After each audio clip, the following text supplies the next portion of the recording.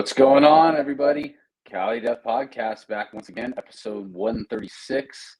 I am sitting in paradise. I'm sorry if I sound much different than I usually do. I'm just doing this on AirPods for all you listeners who know how I usually sound. But what up? I'm your host, Anthony Trapani, and I'm here with my resident homie, the professor, aka Joseph K. What up, Joseph? What's up, dude? Yeah, dudes, and we're gonna be missing the Gorilla Joel, and Casey will be in a little bit. I decided no matter what, I'm still gonna pop in and hang out for an episode, at least for a little bit. But yeah, dude, tonight we're joined by Embodied Torment. Lots of syllables I already am jumbling up. With Joaquin and Mark. What up, dudes? How you guys doing? It's great to be here. Yeah, dude. Thanks, What's going brother. on? Super sick Yeah. to have you guys. Finally, it's been a long time coming. Yes, sir. Another true Cali Death episode. Yeah, dude. We'll get into the mostly whole. truly. Yeah, CA death. Exactly. We'll have to elaborate on that, but yeah, we'll get into the whole band history and your guys' story and everything. But yeah, Anthony, just a little vacation update from Anthony. How's Hawaii, dude? I'm loving it, dude. I'm looking out at a beautiful, beautiful view right now. I've been watching my kids play in the ocean, play in the pool, barbecuing up some good shit. You know, just not really watching the clock, that type of stuff. You know, doing this place sober is actually a trip too. I've never been to Hawaii and not drank, dude. It's actually pretty sick to get up early and not feel like shit in the morning here. So I'm stoked on that part. Sick. Yeah, dude. But it's I'll be back soon. But yeah, until then, I'm gonna be not counting any seconds. Do you still want to do some plugs right now, or do you want to just? Yeah, we should do them, dude. Nah, dude, it's all good. Let's. If I don't sound like a heap of shit, then I'll do some. BattleForgeCoffee.com. The homies in Deeds of Flesh, as always, we're plugging them up at the top. We respect them dearly. We love them dearly, and we love their company. They got a quality product, and I think that anybody who is really into supporting underground death metal should also support some other side hustles that these artists that you know and love are doing. So BattleForgeCoffee.com is where you should be buying your coffee.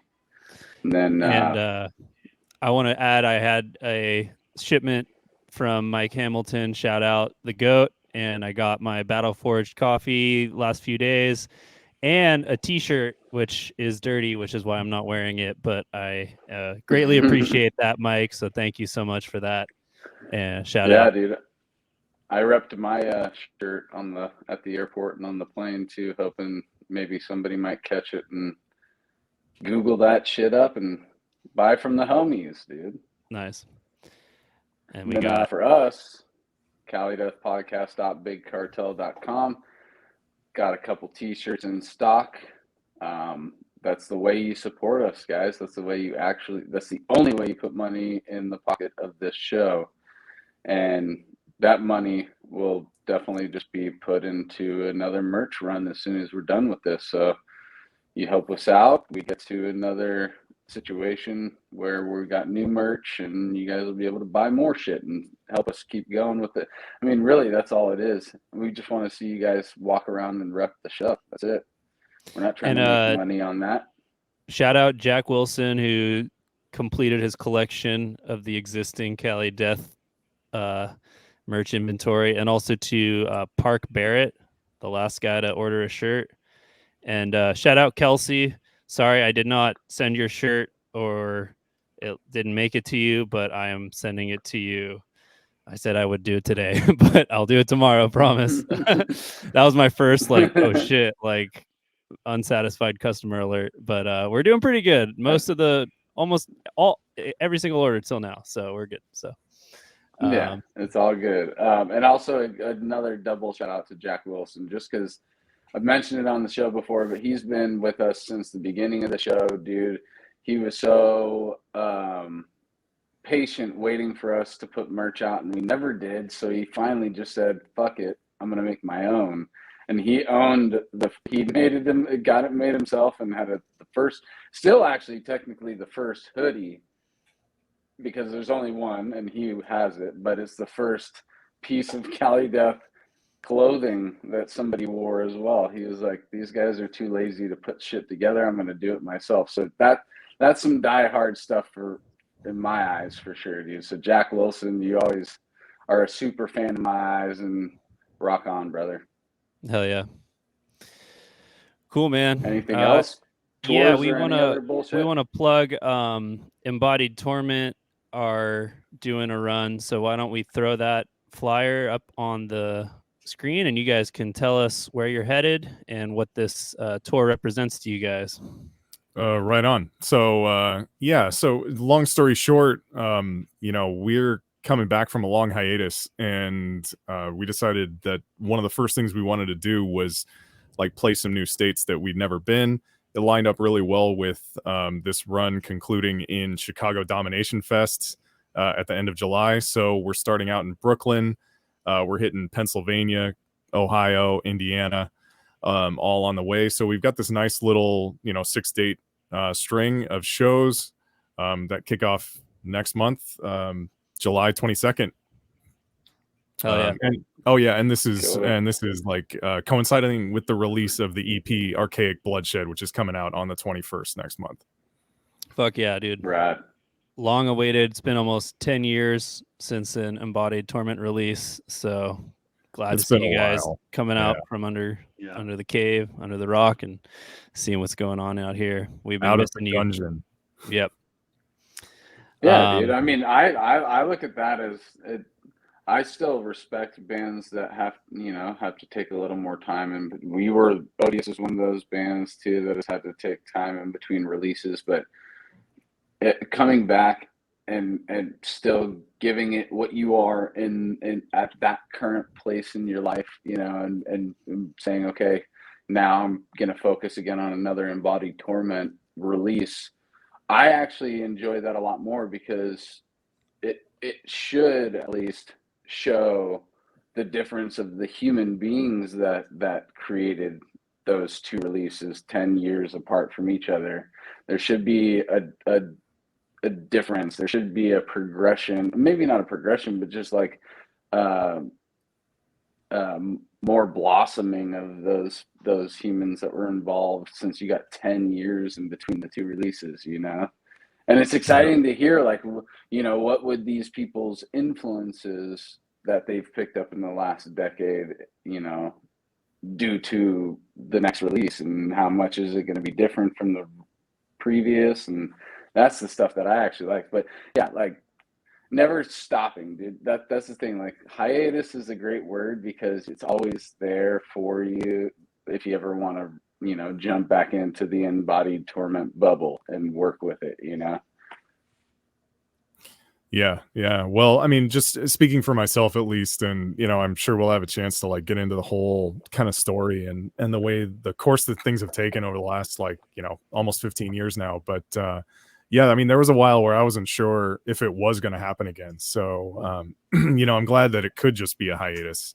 And we've got some new faces on the new EP, and I'm really excited with how it came out. And so I'm stoked to share it and to talk to you guys about it. Killer, dudes. So forgive my naivety, but Mark and Joaquin, are you guys original members? Who's original, or both? One? So okay. I'm originally in the band. Mark has been with us the last few years. Nice. Okay, so just because you've had more of a history with the band and stuff like that, Joaquin, we're just going to start with you then. If you're a fan of the show, you know how we like to do it, dude. Just get back into that childhood mode and try and figure out one of those real early memories for us where we could plant the seed and then grow your timeline from there. Yeah. So you know, I mean, I think back to like really early childhood and stuff like that, and I always, as a kid, kind of found music a little corny and like off-putting. So it took me kind of a while to get into it as I was growing up. But you know, and I didn't grow up in like a super musical family.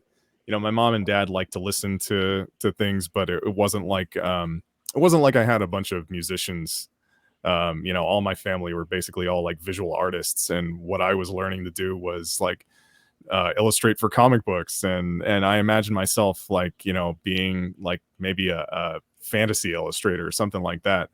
Hmm. And but when I was 13, I got a guitar because I was starting to get into heavier music, and that sort of So wait, just real quick, that was too big of a jump for me, dude. no. I Go gotta ahead, cut go you ahead. off there because Yeah, yeah. you're going, because I always like to talk a little bit about, like, you know, you're talking about visual art and all that Hmm. being your introduction to the art life and creative thinking, and I started exactly that same way too. Hmm. Music was not my first thing that I wanted to put my creative energy into when I was young. It was drawing and painting and cartoons and comic books, just like you were mentioning, you know. And um, just to fast forward on me real quick, I'm thinking back. I used to get down on myself because I stopped drawing, and I Hmm. used to think of myself as a fraud because you know, I used to call myself an artist, and now I wasn't doing what all the things I used to do. But then you know, after, you know, thinking about my journey and realizing that there's something in the beginning of the human life that feeds the creative side of our brain, whatever it may be. It may never be the thing that you work with again from that point, but at least it's something that you know, energizes or ignites something in that part of our brain to eventually get to the 13-year-old that buys the guitar, that wants to put his creative energy into something like that, you know. So the art life is such a blanket term for me, but I love to hear where it stems from, because yeah, I asked where the music happens with people, but I should really be asking 136 episodes into it, when did art come into your life? You know, like that's really Sure. where it all starts. You know, where did the creative process start? It may not be in music, it may be in Legos, it may be in Play-Doh, it may be in fucking anything like that, but something that at least just like starts you rolling in a certain direction to eventually hit that, I'm going to create music, or I'm going to create this and that. Yeah, yeah. Well, I guess I sort of jumped to like what's a common thread in it all, but before that, like just thinking about what were the things that were inspiring me, you know, as a kid. You know, you mentioned comic books, like comics were huge.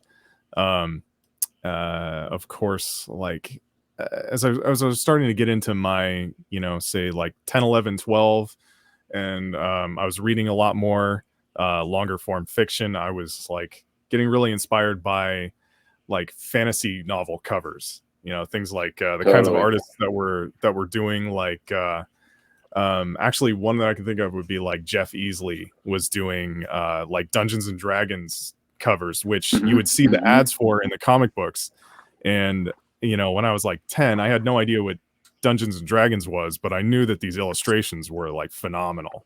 Like if you Yep. remember, you know, 1992, these full page ads for some of these D&D books was like everywhere. Um, and you know, I got really inspired by that. And I had actually a cousin of mine who went to California College of Arts and Crafts in Oakland, and you know, he was doing like really spectacular illustration, and he was really dedicating himself to it. So he was a real inspiration to me, and you know, spent a lot of time hanging out around him, learning about you know, the artistic process, um, and Yeah, I mean, it was pretty cool. Like, I was starting to get into painting. I was thinking, okay, my next step is going to be like I'm going to start working with acrylics and then maybe oils. Um, and you know, I'm going to do some of those like fantasy illustrations, or maybe I'll do, you know, maybe I'll stick to like pen and ink, and I'm going to do more sort of comic book stuff. But it was all, you know, an inspiration to me, and I think it was you know, especially like evoking a different time and place that was really particularly inspirational. And Mm-hmm. you know, I think that sort of does naturally connect with what I ended up, you know, liking with music. Totally, dude. And so then naturally, you hit a cap, you hit a ceiling with that, and you weren't getting what you wanted out of it. So you have a developed creative aspect of your brain that now wants to feed on something else. So you get to first, let's hear about like the music that you were listening to that was influential, and then let's build up to getting that guitar at 13. Sure, yeah. So you know, some of what I was listening to when I was just very first, you know, tentatively exploring music is just it's just the stuff that like your parents are playing. So you know, I was living with my mom, and she really liked you know, kind of like the I guess like some of the more popular end of like sort of, you know, pop new wave kind of stuff. um Yeah. so I was listening to lots of like Talking Heads and you know, the Police and things like that around the house. And so that was sort of those were some of the first things that I sort of heard critically. And you know, you can almost hear like some of the kinds of melodies that you hear from like Sting's solo work. You'll hear some metallic sorts of you know, minor key work and stuff like that that ended up, you know, was just like sort of part of my like deep musical vocabulary eventually. Mm-hmm. um but I actually you know, I went through like uh a rap phase, because if you grow up in Oakland, like, you know, and you're going to school, like, you know, I was going to get mocked mercilessly anyway if I didn't. But you know, I was listening to like, you know, guys like Warren G and Loonies, especially because it was, you know, Oh representing yeah. Oakland and all that. Mm-hmm. um Mm-hmm. I uh grew up in yeah, Pacifica, right outside of San right, Francisco, dude. Grew up in the '90s. Uh, there was no way you couldn't hear that stuff. It was it was forced on you, basically. You know, right, in a right. good way though, No, because I fucking love all that shit, dude. Still to yeah, this yeah, day. definitely. Yeah, I sort of did like a 180, but now I can look back on it and appreciate it, you know, in a way that like you know, when I was first getting into like heavy music, you know, I probably That's couldn't. Yeah. definitely. I felt that as well, dude. I even felt it enough to where I got rid of quite a few of physical copies of Bay Area classics that are worth a lot of money now today, dude. I kept Right. a lot of them, but there's certain things that I got rid of because I was just like, fucking death metal, dude. What the fuck do I Yeah. need to keep this shit in my, you know, like it was totally, I was totally being influenced by, you know, the pull of this new community that I was being a part of, you know, and nobody was talking about rap.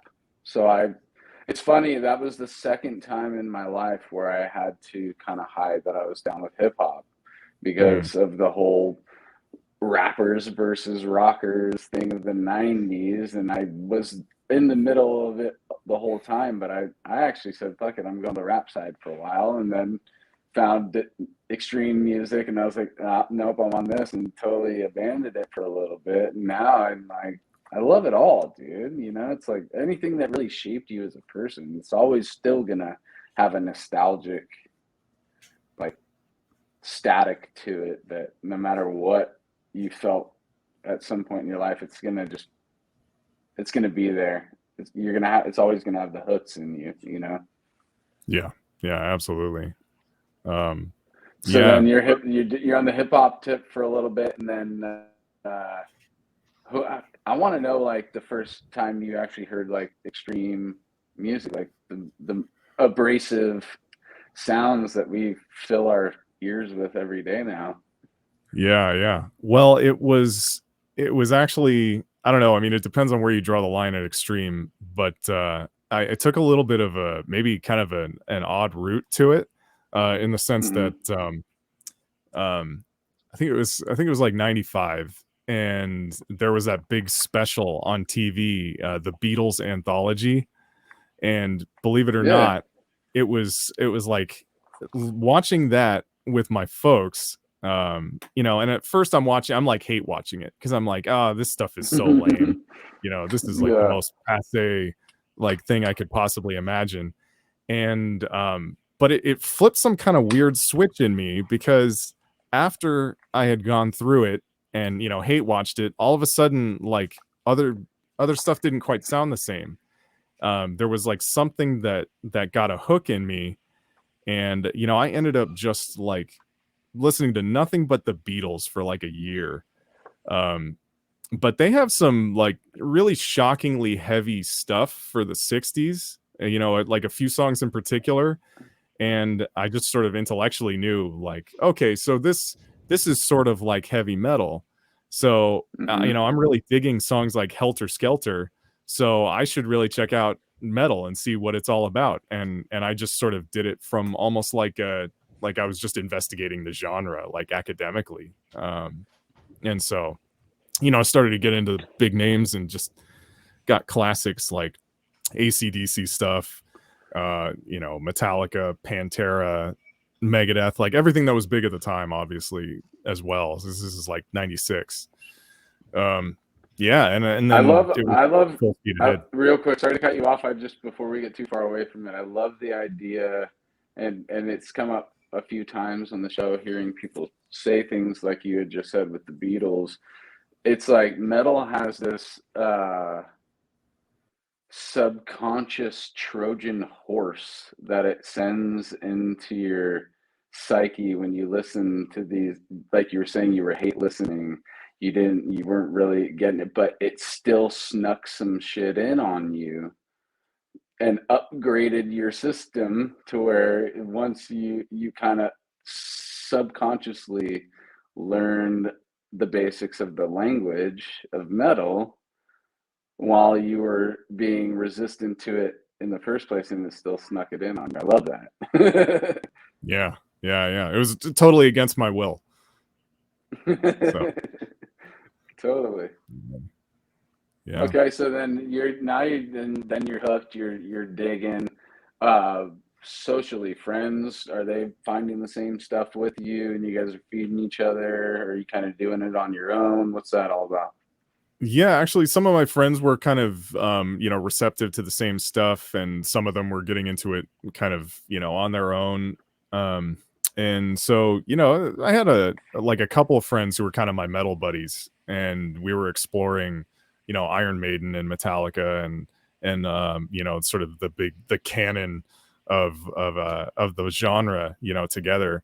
And yeah, we actually started playing music a little bit together, a couple friends in particular. So, this is the time when I got my guitar, and when I got the guitar, that's when I stopped doing any kind of visual arts. And it wasn't that like it wasn't that I like soured on it or anything like that. I was just so pulled into guitar that I just couldn't imagine like spending time on anything else anymore. We all have a finite amount of that creative energy I was just mentioning. So if you're gonna use it and you're totally all in on something, unfortunately there is sacrifices you have to make, Right.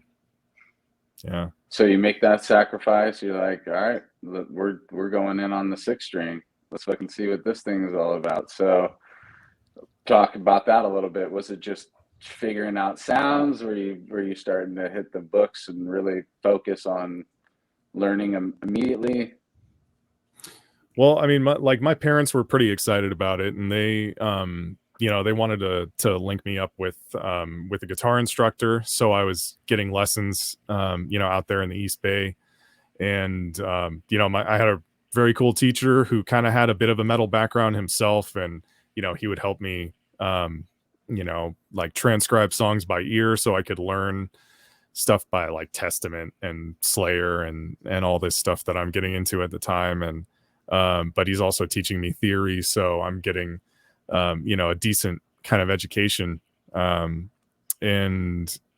doing some of this like sort of garage jamming with my friends, and we're recording these little jam tunes that we're putting out, and stuff like that. And yeah, I was just really immersed in it.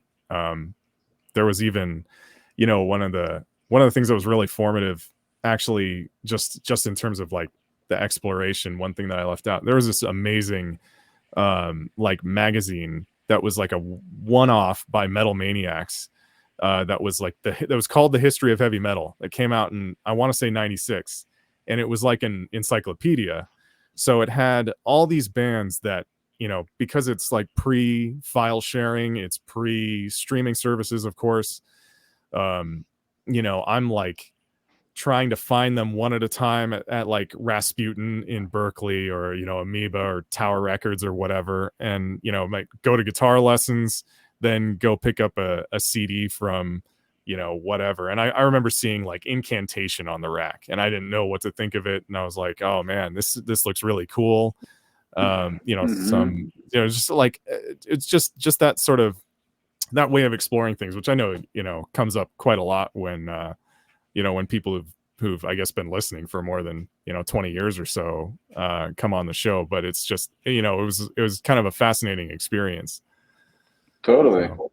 It makes things kind of more worth it, more sought after, because you're digging through bins and finding magazines and doing your own research. You're digging with your own hands, metaphorically, to get through these, get down to the nitty gritty of what's under the roots of all this shit. And yeah, dude, I fantasize about going back in time to refeel those feelings of, you got a stack of money and all you want to do is just go to Amoeba, hit the metal section and flip every fucking CD in the U section and try and come out with the biggest stack that has the most quality every fucking time, Yeah. And then you drive home and you're fucking frantically flipping in CDs to hear the first few tracks to see how good each one is, make a note of which ones you want to listen to more, and then the rest of the day is just all taken up by absorbing what you possibly could have found. It's like gold digging, Yeah, and now it's just everywhere. And now you just go to Spotify and it's all on Spotify. Well, actually, no, the underground shit is still hard to find. That's true. Services. So I'm like, I still get to break out this physical copy, motherfuckers. I'm not going to YouTube and watching ads all the time. I'm going to break it out and listen to it on my stereo. Nice. That's right. Yeah. And really immersing yourself in each release that you got, like studying the liner notes, obviously, which is like often these days you can't, very frequently these days, like even on current releases, you can't get that level of detail or personal, like individual information about the band members and things like that. There's a different kind of window that you got when the band is like deliberately crafting something that they want to be, their sort of like their acknowledgments, and when the reader is really going to sit down and like spend some time with the text, it's a really different experience than I love like, it, dude. Like skimming, and the extremely limited amount of information that you get with like a stream popping on or something like that. Yeah. Right.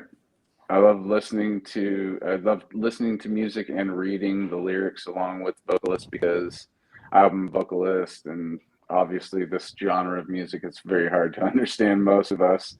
So reading along with dudes is what I would like to do. But also, we've mentioned it many times, those thanks lists, dude.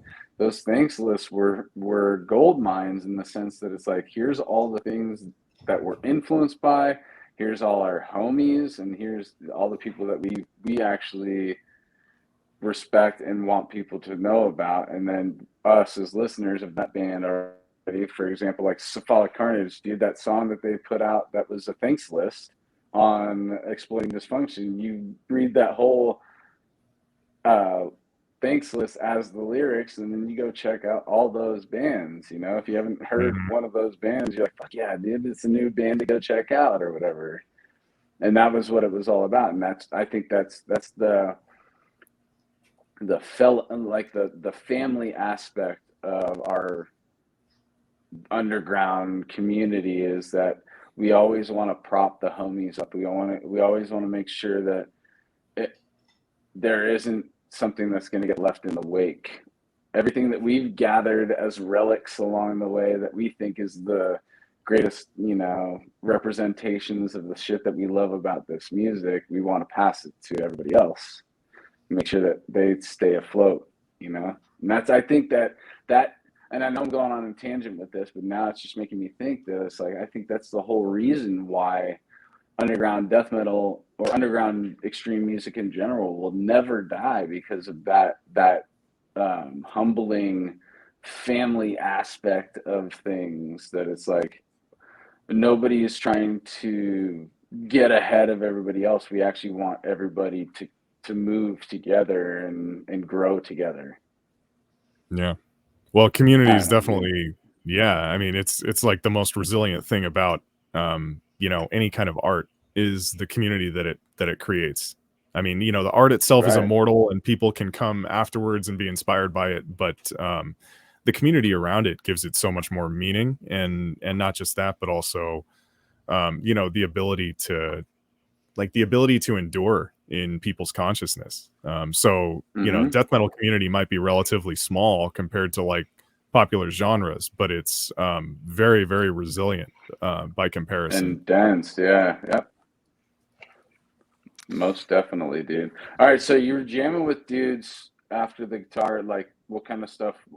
What I always remember how cool it was the first time I played a full song with other human beings, that feeling. But like, what were you guys trying to do together? Was it covers? Did you guys start writing material, or how'd that happen? We pretty much like jumped into playing, original stuff right away. Like we did a little bit of like play some parts of songs and things like that, but we never really tried to cover anything in particular. But for us, the real touchstones were like Metallica, Megadeth, Iron Maiden. And if we could write stuff that we thought was at least gesturing in that direction, then we were happy with what we were doing. I mean, that period was really formative for me, but it was just like a year of when I was playing guitar, and hanging out with my best friends out there in the Bay.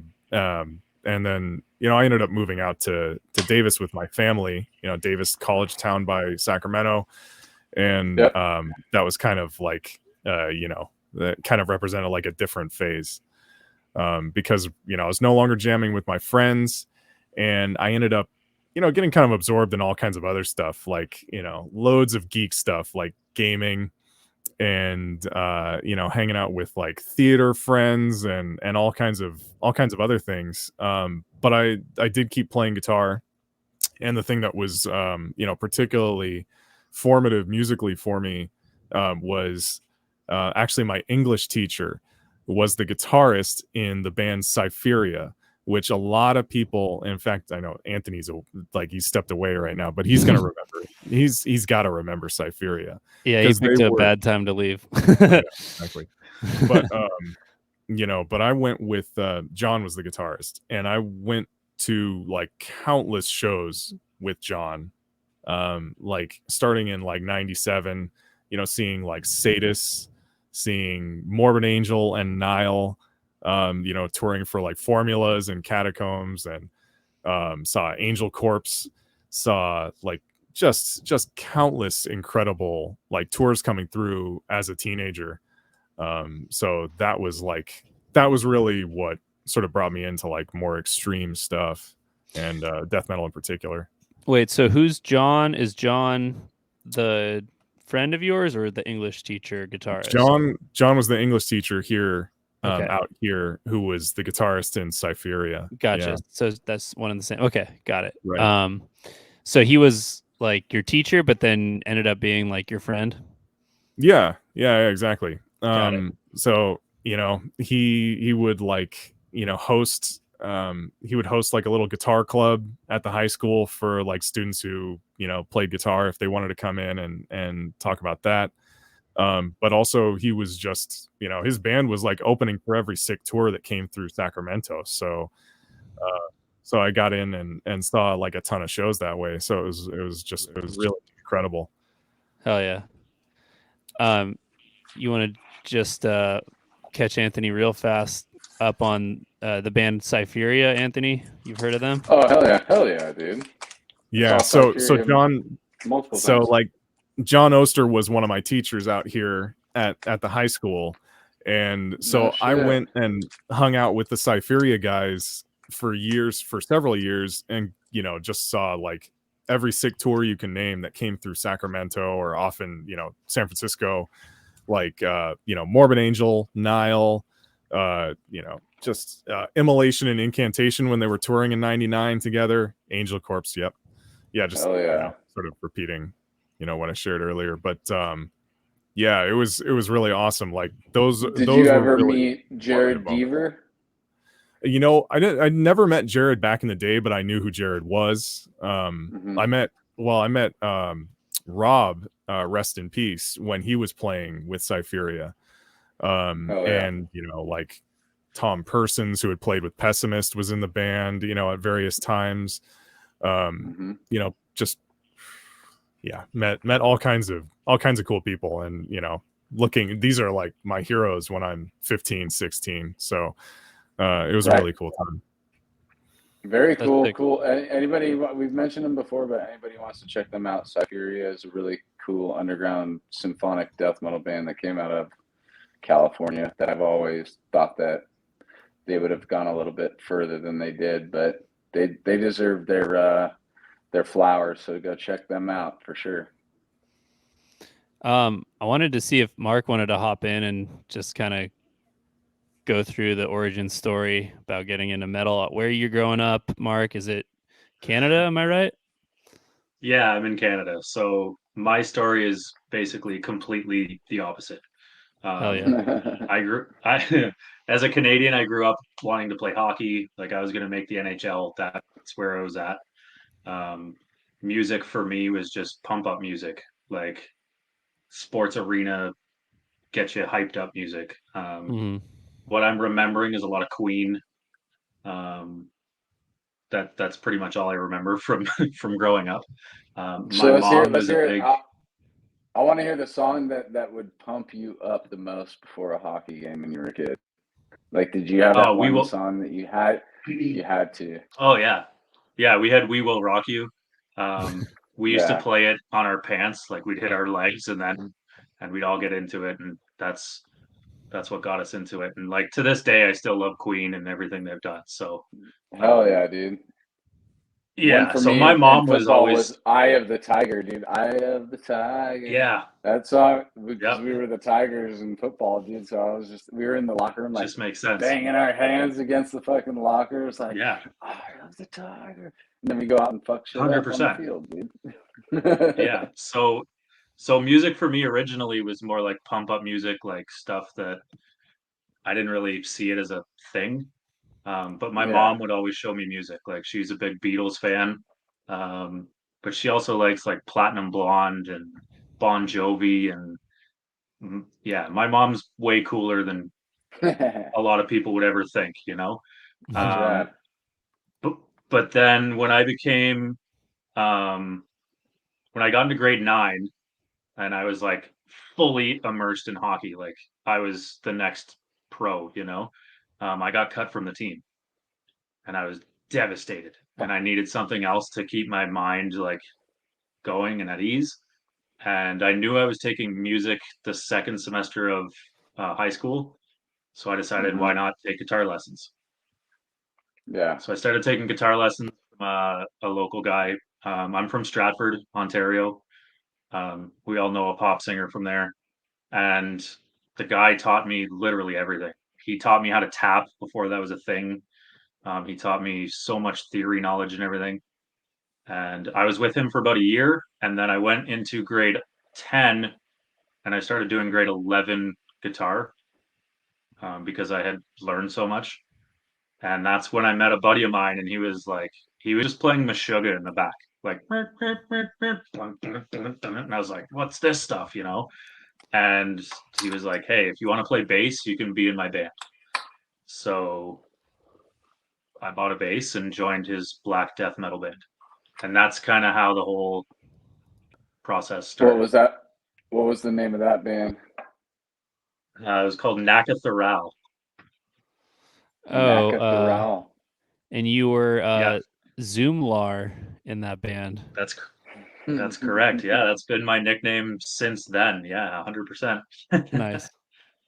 Having Yeah. Metal Archives open Could you is Yeah, helpful. nice. give us Wow. a little Could Impressive. you give us a little backstory on the choice of that name? The backstory of my name? Yeah. Of Zoomlar. Cool. For sure. So we were a black metal band. Every black metal artist has like a name, right? It's not Right. Mark, it's not Joaquin, it's not Anthony, right? It's Shagrath, it's Vortex, it's Hellhammer, right? So Right. back in the day we didn't like the band Burzum. We thought they were a joke. So I became Mark Right. Zum. And then that was me for a bit. And then there's a South Park episode where they go to the planet Marklar, and all the nouns are Marklar. So then we were like, just take out the Mark, it's Zumlar, and the H's are true in black metal, so that's why there's an H. So that's why it's Zumlar. Love it, dude. I'm gonna have to Yeah, listen like, to that again to catch it all. Like that's a lot of lore into one yeah, name. it's nothing too crazy, but that's what happened, and No, I dude, still have buddies that. It's funny that black metal is something that's so serious, and you can make a parody of it, and nobody even would bat an eye. Like they would take that name seriously. Like, oh, it's probably from some ancient folklore of some sort he has come across in Oh his. yeah. Wait, so which letters are true and which letters are like false, and what makes the letter true? Oh or yeah. false? What So letter is we not always full? The number one letter. just said that H is a true black metal letter, so I had to throw it into my name. So that's why it's there. And I mean, they, hell starts with H, dude. they replaced the U's with V's, as in the true with the V there. So V is Yep. V is true and U's not. U is false. Is that how it It's works? false, dude. As far as I know, but I didn't get that to it, so. Okay. I gotta ask Yeah. Nurgle about it, I guess, or something. But Yeah, sure. exactly. Yeah, so that's kind of my roots into the heavy music, I guess, as you could say. Nice. So how long were you jamming with those guys? Probably about 6 or 7 years. No shit. So it was the first thing you ever did, and you stuck with it for that long. It went for that long. Yeah, I've quit one band in my whole life, and I've been in countless. I always usually see it until it fizzles out. So That's yeah, that's interesting. generally how it goes. Yeah. That's actually a good thing to have on your resume. Like, hey, dude, I'm not going to be the one to quit. I'll be here until the shit fucking dies, dude.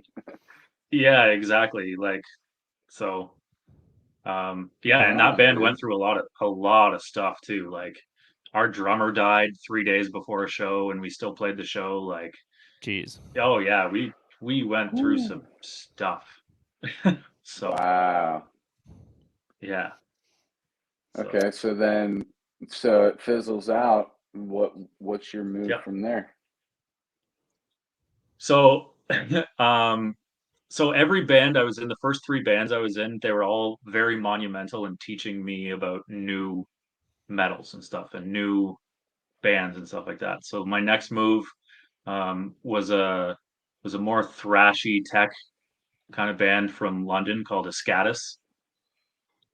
And again, all older guys that, like, drummer was 40 and I was 22 when I joined. But techie, thrashy stuff that, you know, we jammed 5 days a week so that the drummer could continue on like playing, because he was old, and now as an old man, I understand it. Yeah. But it was fun as hell. And they taught me, like, you know, all the older stuff. I kind of skipped over Metallica, Iron Maiden, Megadeth, Creator, Carnivore. I skipped that because I went from Korn to like Really? Cannibal Corpse, basically, right? Right. So that, you know, Escatis kind of taught me the older stuff and the thrashier stuff. Like we Sick. played with Anvil. Nice. And then I met Orchidectomy when I was playing with Escatis. We were playing with, I think, Putrid Pile or Angel Corpse or something like that. So then that's the next chapter, was when I joined Orchidectomy. Right on. Sick. And then those guys are the guys that taught me, like, you know, all the extreme shit that kind of changed my whole life. So Yeah. So they were only around for a little bit, right? Orchidectomy? Yeah. Yeah, so they had the first demo in 05, which is when I met them. And then they were recording the album in 06, I believe, and that's when I was joining them. And then we did another 2-song demo in 08, and then I think we dissolved in 09.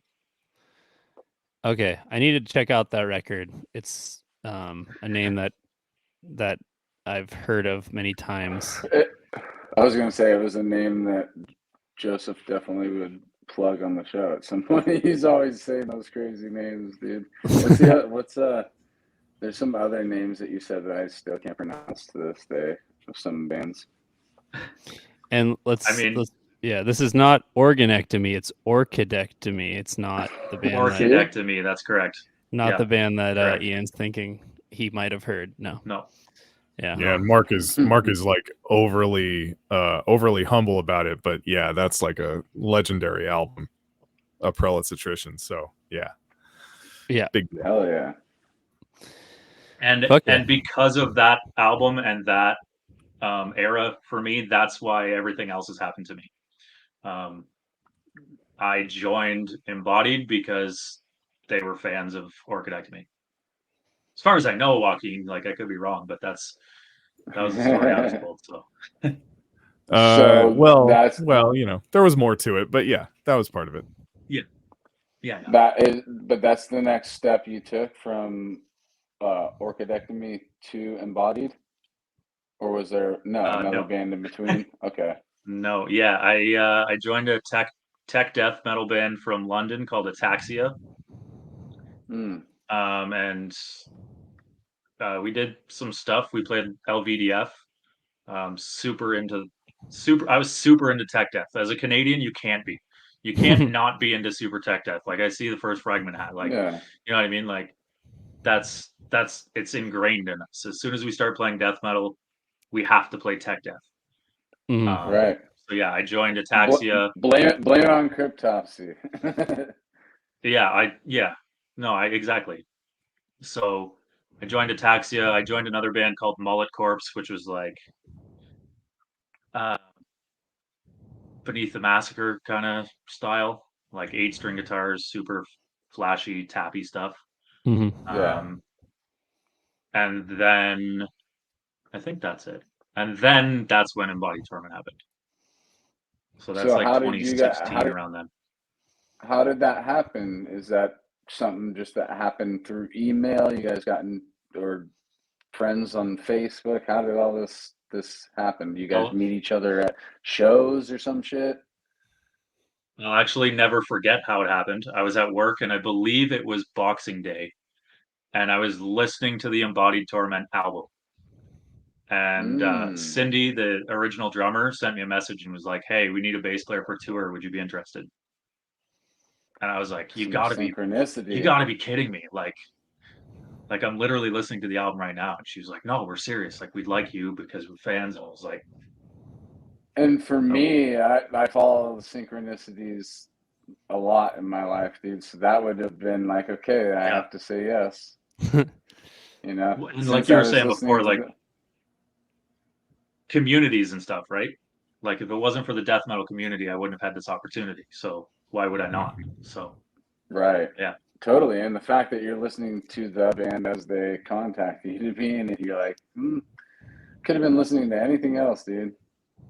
But I was listening to them and they called. So something's happening here. Maybe I should see this through. Oh yeah. So was that the was the tour you were asked to do? Was it the Disentomb headliner tour? No, that was it probably was the following year. Okay. Was it it the following Defeated year. Sanity tour? Nope. It was You just opened that one at the Sacramento. He's got the flag right behind him. it was the that's right. It was the Omnipotent Hysteria Face of Oblivion tour. Yeah. Yeah. Okay. Yeah.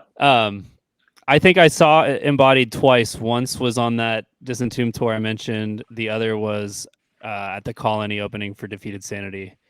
But you weren't on that tour, so I just want to make sure I don't put out the impression that you did that or anything as a full tour. But no, I didn't. Okay. Or that the band didn't. Yeah. But okay, so what was the tour lineup that you did do with them, the first one? So the first one I did was Omnipotent Hysteria and Face of Oblivion. Those are band names. Okay. Yeah. Not that familiar. was in 2016, right? Got it. Omnipotent Hysteria is from England and Face of Oblivion was Minnesota. Okay.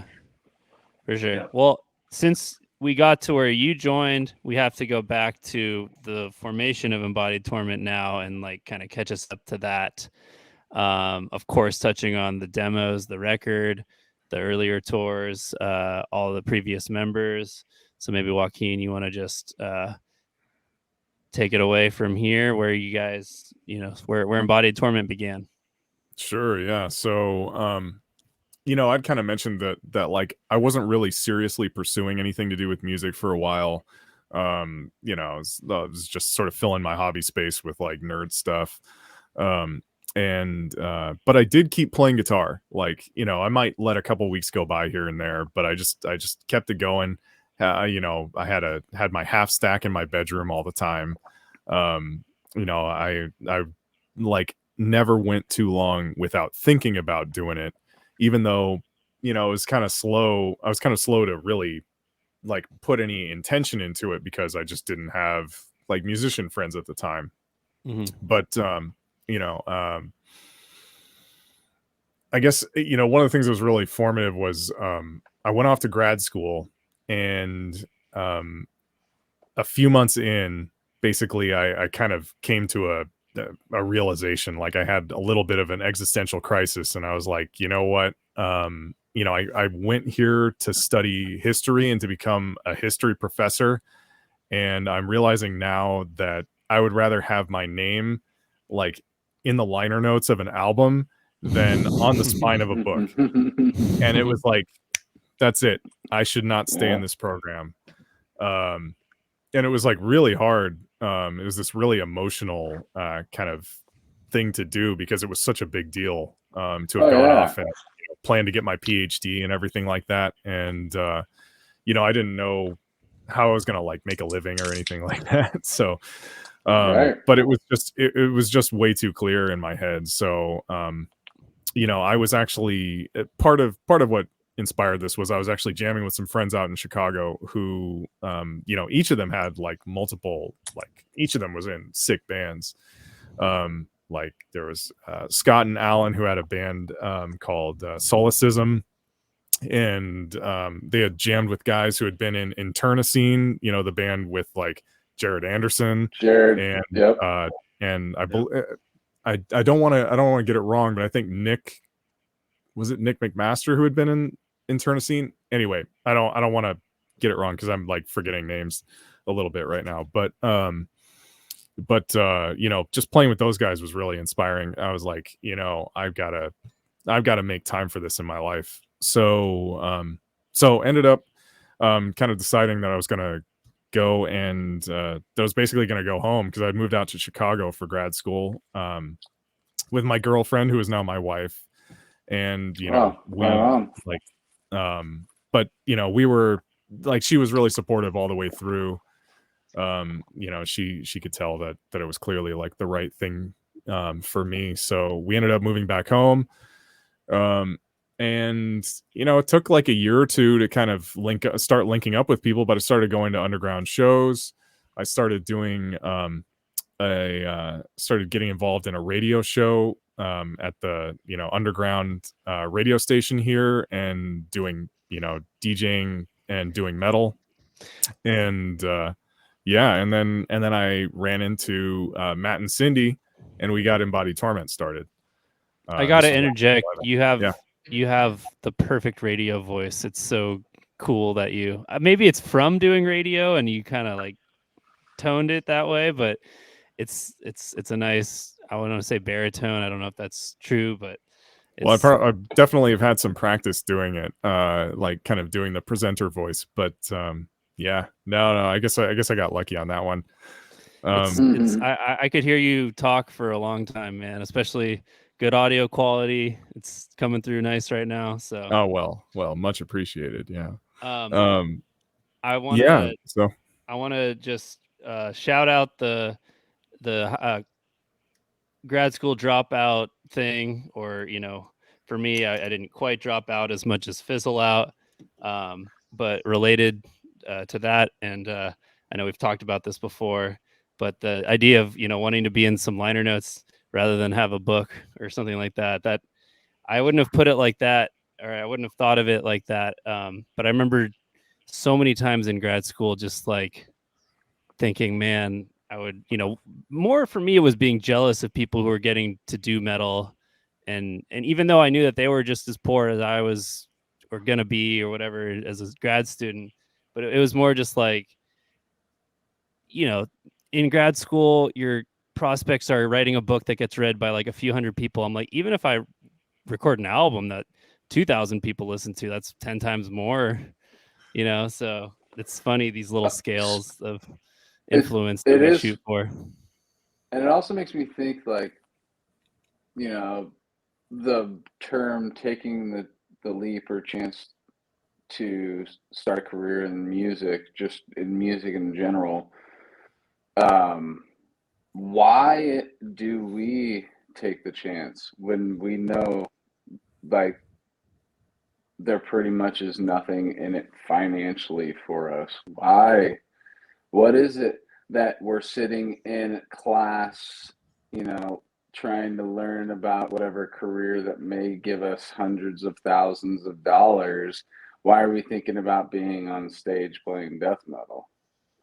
What is it about it? Like, really, what is this? Is it just more of a potent drug in the sense of, I don't know, like what is the experience that makes us as death metal musicians take a chance like that?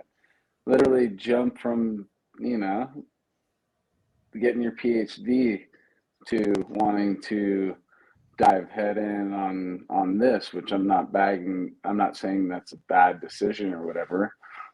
sure. What is the drive? What is it that gives us the drive to still take that chance when anybody else around the death metal bubble would be looking at us like idiots? Like, that's the worst chance in all of, you know, starting a career in music, basically. It's because it's such a niche thing. Well, it's you know, what I like to think of is that you know, people definitely talk about it as doing music is a, you know, it's a passion, but there's an etymological linkage there, in that passion means suffering. Like, it literally, that's Mm-hmm. that's what the Mm-hmm. root actually means. And so there is a sense that you're just like driven to it, and that you'll suffer for it. Right. And you know, everyone kind of has like different degrees, and you know, I'm not the sort of person who's like suffered like some people. You know, I've kind of done this to some extent like a weekend warrior, but I take it really seriously when I do it. But it's like that drive, like you just feel like you have to do it. And There's like you'll, this unspoken yeah, feeling that we get on stage, or when you discover that riff you've been trying to discover in a jam session for the next song, you know, and boom, that's the riff. Now it's in reality. Like those feelings are what we're always shooting for, but it's just unspoken, that feeling. It's so powerful though that we will take those deeper chances to go out on the road and do it every night to see if we can chase that one feeling that we got. That, I mean, everybody's played in front of a crowd that was live, and fucking everybody was, you know, they came to fucking party, and the bands were on point and the sound was good. Like everything, all the boxes were checked on that night, and just all the energy levels are turned up to maximum. And yeah, that's basically what it is, dude. It's not money, it's not this, not, it's just literally to feel that feeling for as long as we can, even if it's a half an hour set, you know. It's enough for us to keep going and take those crazy chances of like, nah, It's I've been seeing that working one towards kid something. that has never heard of you before. Sorry. It's seeing that one kid in the crowd that's never heard of you or is just getting into death metal, just losing their mind because of what you're creating, you know? Exactly. And that's what keeps bringing me back. You know, it's the relationships between, you know, the family, the death metal Mm-hmm. family, right? Like Right, we're all dude. in different parts of North America right now, and we're just hanging out, talking like we've been known each other forever. You know what I mean? And Right. that's what it's about. That's why I keep coming back. Yeah, it's like this weird, like, collective consciousness thing that happens in those environments, really. Like, become part, it's like it is, we jumped into, we got into this little, like, pumping hive, and it's pumping out this certain energy that we're all putting into it, and we're just in it and experiencing it, dude. Like, and I love it. I haven't, you know, live shows are fewer and far between, but still, I always remember feeling that feeling, dude, of just like I'm on the same wavelength as 300 people right now. Like the whole world Yeah. outside of this building has no idea about this wavelength that we're all on in here, you know? And it'd be some sick fucking band, like BTBAM or some shit, just fucking blowing your mind the whole set, and just everybody's in a trance, you know? Yeah. I guess we're answering that question right there. Is like, these are the whole reasons why we do this, dude. Exactly. Yeah, I mean, it's a, you know, still, you know, no, it's definitely underground, but I think there's more and more like respect with being a underground musician these days. The scene seems pretty healthy. The, you know, global economy is shit, and that's affecting the underground for sure. But I think people are doing their best to keep it going throughout it. And I just wanted to ask, we have some time on, you know, a long podcast, so I hope I can ask one more digression into Joaquin's past. What did you study in grad school? What area of history? Was it European history? And I'm asking that because of Embodied Torment's lyrical content. The subject matter, right? Yeah. Yeah. So I basically, like, the sort of the entry point for me was, I mean, broadly you could say it was just like early medieval Northern Europe, Northern and Central Europe in particular. And I was kind of fascinated by it because it's kind of an understudied, like underappreciated time, even in even among medievalists to a degree. Mm-hmm. So, you know, the subject matter that I was like starting with was like Saxon ethnogenesis as a result of the you know, the like Carolingian expansion into Saxony, which is like to say northern Germany basically, in the, you know, 8th and 9th centuries. So this is kind of like my entry point, and you know, like I returned to it on the EP, like that's the subject of the song Tongue of Iron, Mm-hmm. which was really fun to go back to and like do these readings again and kind of go back to primary sources and stuff like that. So yeah, you know, I still really enjoy it, like sort of the process of like reading history. I don't read anywhere near as much as I would like to these days, but when I have time to immerse myself in it, like it's still what I enjoy the most. You know, academically, it's like it's what I like intellectually. It's like history and, you know, aesthetics and theory and music, and it's like, there you go. Nice. So coming out that you are back in California, you meet Cindy and Matt. What are they up to when you meet them? Are they playing in bands already? So they're Hey, already dude, jamming. sorry, I Yeah. gotta cut you off, guys. I'm being called to go barbecue right now, and Thanks for your time, Anthony. I appreciate it, yeah, man. dude. I wish I could have stayed for the whole thing, dude. But even though Go I'm enjoy on Hawaii, vacation, dude. Get the fuck out of your Yeah, hotel room. yeah, absolutely. dude. I still wanted to hang with you guys for a little bit, hang with the people that are in the chat right now. What up, y'all? And to all that's gonna listen to this afterwards, just wanted to pop in and say what up, get a little chat going with you guys. But yeah, have a great rest of your guys' pod, and I'll see you guys next week. Nice to meet you, Cheers, man. Mark and Joaquin, dude. Yeah, great to We'll meet you. keep in Hey, touch. nice to meet you too, man. I'll follow up with you guys. Okay. Oh yeah. Hell yeah. Right on, guys. Cheers, buddy. Okay. Whoa. That is the Whoa. smallest amount of people There we we've had go. on the pod in a while. Okay. So let me just re-ask my question. So Matt and Cindy, two of the you know, important members in Embodied Torment's career. What are they up to when you meet them?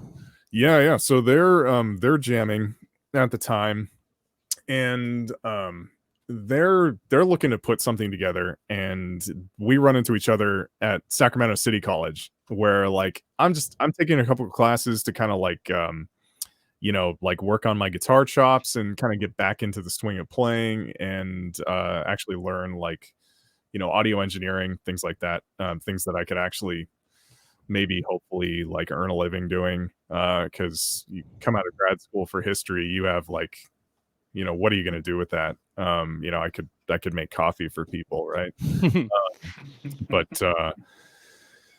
yeah, so I run into them, and you know, we start talking about playing some death metal. They have a few songs that they've already worked on. It's very kind of old school death metal feeling stuff.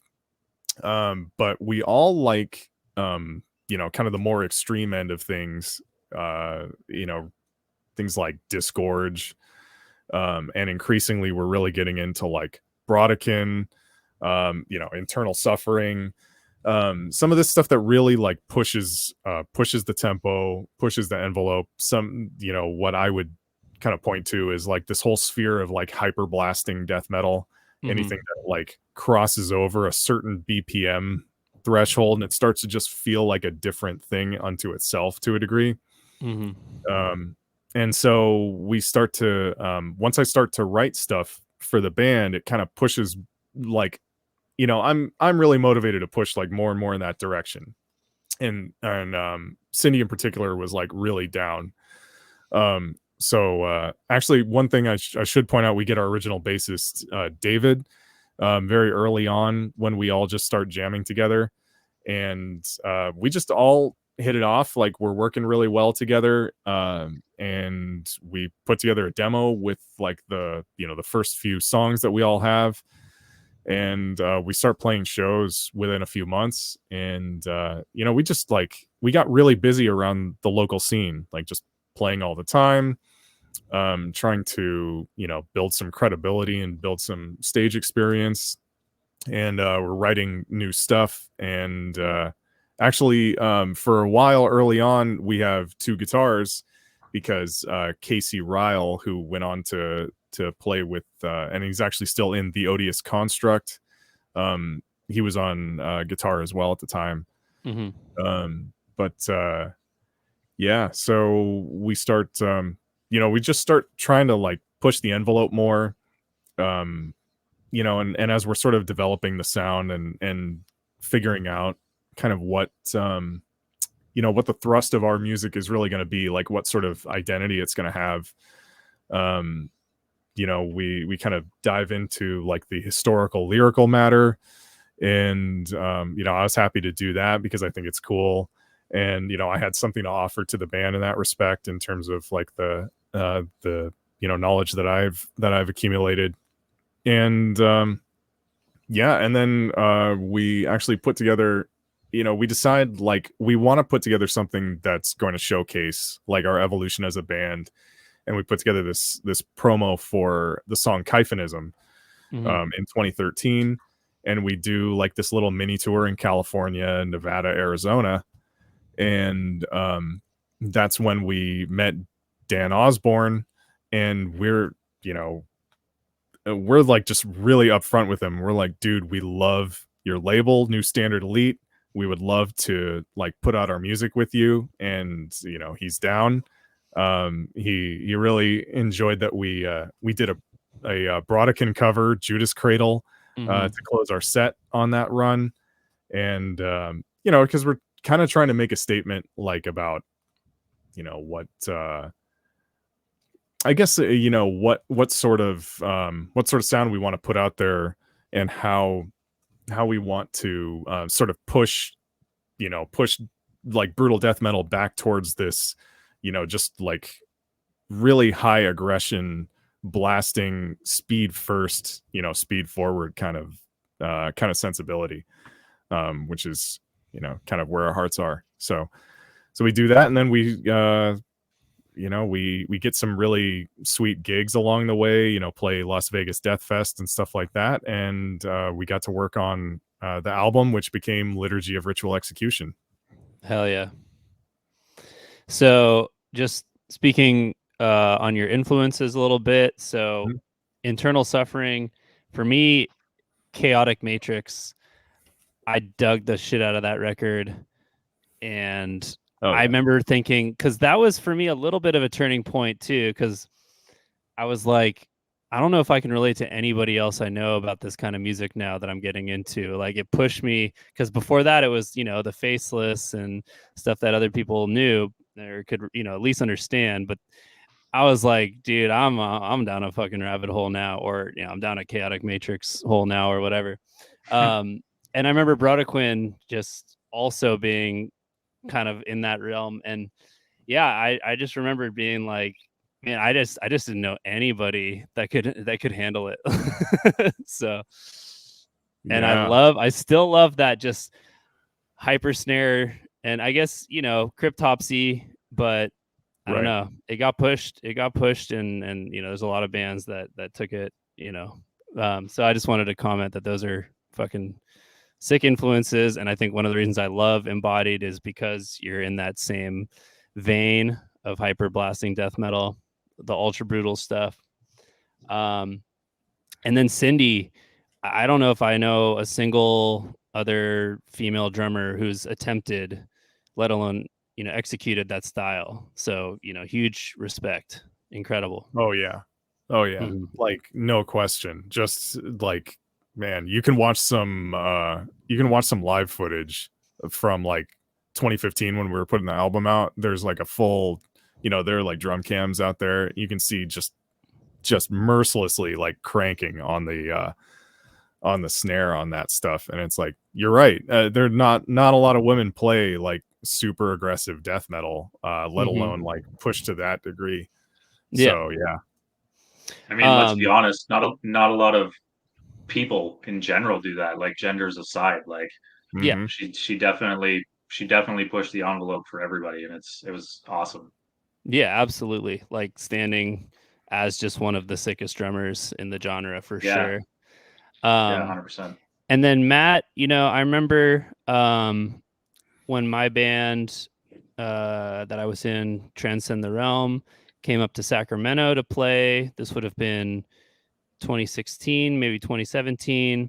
I think he had another project at the time, I want to say. I don't remember the name of the band, but I believe that he played the same show as us. I think Odious Construct also played. I could be mixing up a couple shows.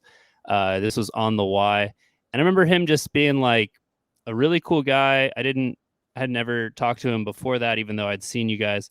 But I remember him being like going around the show with a tip jar, just being like trying to get tips for the touring band, which was just us. And I thought that was just such a cool thing for him to do. I don't know if he had even played yet. He was just trying to get us support. And so I thought that was a really, really cool thing to do. And one of the things that made Sacramento stand out as like a tour city. But just so I just have, good vibes from Matt, and I hope that him and Cindy are both doing well. I know that they've moved on at this point. Yeah, absolutely. Like Matt's in Washington now, and Cindy's still in Colorado. It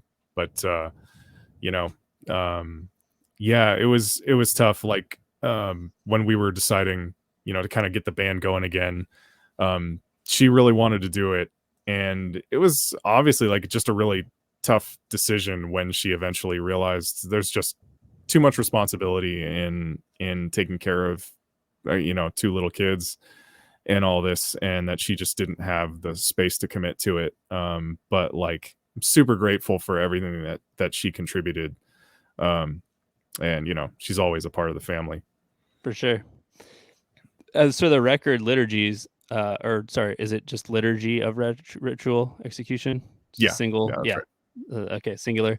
So I got the physical from you at the show last April, and had a good nostalgia listening to it in the car last couple months, going back to when it was first out, and I was listening to it a lot back then too.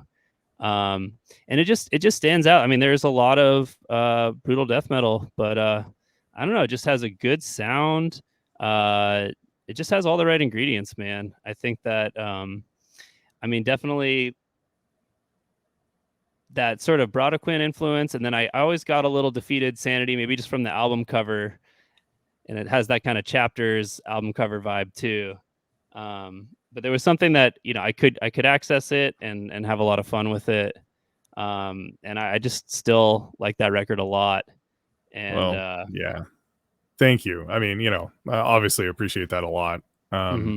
Yeah, I mean, we poured a lot of ourselves into that album. I did all the tracking and took like basically a month and a half off of work to like make everything work with it. So it was a big sacrifice, and we all worked really hard on it. But it was exciting to get it out there, and I'm glad that we have it. And I'm also obviously pretty stoked on what we're doing right now. But I was particularly happy with how things started to go like towards the end, because the last couple songs we wrote were Raidern and Thrones of the Slain.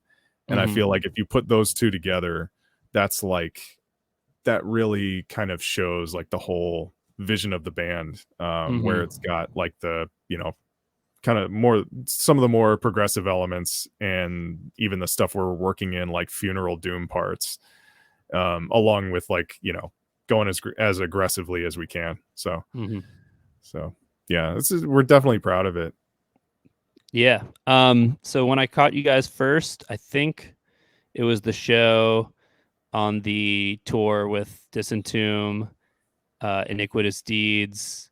Remind me of the whole lineup in that tour and what you did on that. Effusion and Delusional Parasitosis. It was like, I mean, it was like one of those bloodletting tours. It was like just a tour of proportions that it's like hard to imagine that those 5 bands got together. I mean, I don't know, not to be overly self-deprecating, but like it feels a little silly, like us lumping ourselves in with like with some of those guys. But it was incredible to be on that tour, even though, it was like a 12-day run, which is a nice, nice little jaunt. But it was just awesome. Well, so you have Disentomb from Australia, you have Effusion from Italy, and then you have 3 Cerebral Effusions from Basque Country. Yeah. So you could say Spain, but that would be offensive. So shit, I got it wrong, and I was gonna say I meant Spain, but I guess I would have been double wrong. So yeah, no, I mean, it's not, we don't get a lot of education about the whole situation there, but yeah, the Basques the Basques very significantly, like, or very often, do not identify as being, you know, part of Spain. So Okay. yeah, just a little PSA there. I'm gonna have to go on Google Maps again, as I do every day anyway, and peer into this. But okay, so regardless, you've got 3 continents represented on this tour, and yeah, I don't know if they've. I mean, it's cool. This year it seems like there are some sick tours going Oh on yeah, that represent multiple, especially with Chicago domination being the destination point. So. But yeah, it's that was ridiculous. definitely one for the ages, and we've talked about it a couple times on this podcast. I bring it up. I brought some friends who were not into death metal, or had never been to a death metal show, and I remember them looking up at the stage during one of the songs, whatever was going on when we got in, and they just looked at me and they were just like, they gave me the oh yeah, like they fucking got it right away. And these were like people who are open-minded but would probably go to like electronica shows, and I was Right. like, so that that helped turn a couple of my friends on to it. It was just a hell of a good time. And then so I think I want to just come back to this. So you played with Defeated Sanity and Skinned and Carnivore what's that band? Yeah, Deprosopus. Yeah. Diprosopus. Yeah. Okay, so that's the second time I saw you, and the last, I would say. So it was a cool little time when I was in Sacramento, or I was in Davis. We didn't know each other, but I was there for 3 years. Shit, man, I wish I had known you and gotten to hang out at the time. Well, it's all right. I mean, we know each other now, and that's cool. Yeah. But yeah, no, I mean, that was a really exciting time for the band. Obviously, that was like, we were playing all the time, and we got to open for basically like every sick, brutal show that came through. So that was really fun, and and along the way, we got to do 2 really good tours. So obviously that first NSE tour in 2015, it wasn't the first one, but the first one that we did. Mm-hmm. And then and then the next year, even though Matt and Cindy had moved out to Colorado, but we still linked up and did that tour with Omnipotent Hysteria and Face of Oblivion, and Face of Oblivion featuring Jesse from Incinerate. So shout out. Also, shout out to all those guys, because we had a great time. Yeah. And I love all those dudes. But yeah. Mm-hmm. Yeah, dude. That's so sick, man. That's good times. And I was like sitting in my garage in Davis playing an electric, actually this very drum set right here, this electric kit. Wishing I didn't have a car, so anytime I wanted to go see a show in Sac, I would have to convince my punk friend to go see a death metal show with me, which was pretty effective. It worked a lot.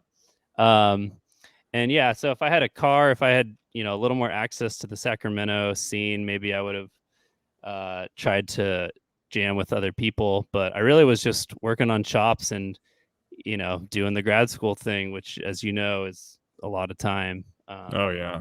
And mostly trying to like not obsess about music, which was unsuccessful. So yeah. Exactly. Okay, but then we can kind of get into the modern era of the band at this point. So you're back from a hiatus. So why now? Why is this the right time for Embodied Torment to make the comeback? Well, shoot. I mean, I basically I spent a few years like as a statewide union officer, which is like a whole story in and of itself. But like that's one of those things that really takes like every waking moment, and it was really hard to do anything else. Although I did manage to play live with Brodekin for those 3 for 3 of those years consistently. So that was a blast. But my time in office was over, and I was really trying to like kind of pick myself back up off the floor, because I was just totally burnt out and exhausted after all that. But what I knew that I wanted to get back to was playing music again. So the thing I mentioned earlier, like there were moments where I wasn't sure if I was really going to get back to it. Like I thought, well, maybe I'll just make a career in organized labor, and like it's just, you know, I'll be proud of what I did, and that'll be the end of the story. But no, you know, once I decided that I was going to take a step back, I was like, no, I've got this real drive to put out new music. Like we had one kind of unfinished song left from, like, you know, basically like we had written, you know, a draft of it in late 2015. And I was like, you know, let's just pick it up and go. Yeah. So yeah. So, you know, I ended up like talking to Cindy, talking to Mark, and you know, we decided like, all right, let's do this. And yeah, so, you know, pumped out the 3 new songs, and we were kind of determined that like if we were going to come back, we had, you know, we didn't have a big back catalog, so we really need to like show people like where we're at and what we intend to do. So wrote the 3 new songs and decided we were going to record it and try and get on the road. And so now that's why we've got Archaic Bloodshed coming out next month. And I just got word that the CDs are finished pressing at the facility, so they're actually getting sent out like right now. So so they're imminently on the way. And yeah, we'll get a chance to play all the new music for people, and we're gonna, you know, do this run concluding with Chicago Domination Fest, which I'm just super gratified to be able to play, and yeah, play with some incredible bands. So I'm gonna pull that up right here. I believe this is the complete lineup for Chicago Domination Fest, which we are an official sponsor of. So if you look at the bottom left, you'll see Cali Death Podcast right there. And at the top, you'll see the headliners: Defeated Sanity, Mortician Origin, and you can find Embodied Torment on. Is that? I don't know if center this is left. Yeah, I was gonna say this isn't the Friday though. Like the left isn't Friday. Yeah, it's not exactly like, it's not totally lined up day by day. Lined up. No, but I guess in terms of like prestige or whatever, we go up to the bigger bands, and you guys are, you know, pretty solidly in a good ass list of bands here with amazing fucking, it's probably it might be the best death metal fest of at least the last 20 years, maybe. So yeah, it's a pretty incredible lineup. Like, I mean, what a, you know, what an addition to go out on. Like, yeah, for sure. crap. Yeah, shout out Miguel for going 8 years strong, deciding to make this the final one. I'm sure he'll keep a foot or two in the game as a promoter.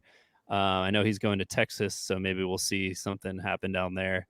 But certainly for Chicago, it's been a sick ass run. I was happy to be there last year.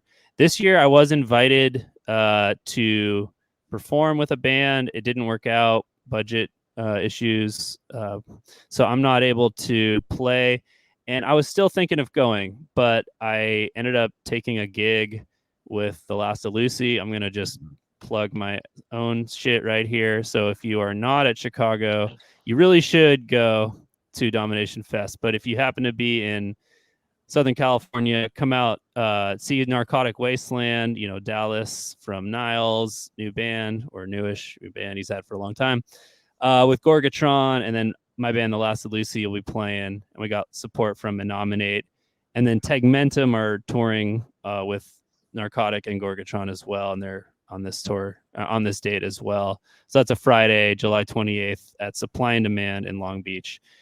We'll be there lamenting that we're all not in Chicago, basically. So, and Well, it's a great lineup. That's a good consolation prize.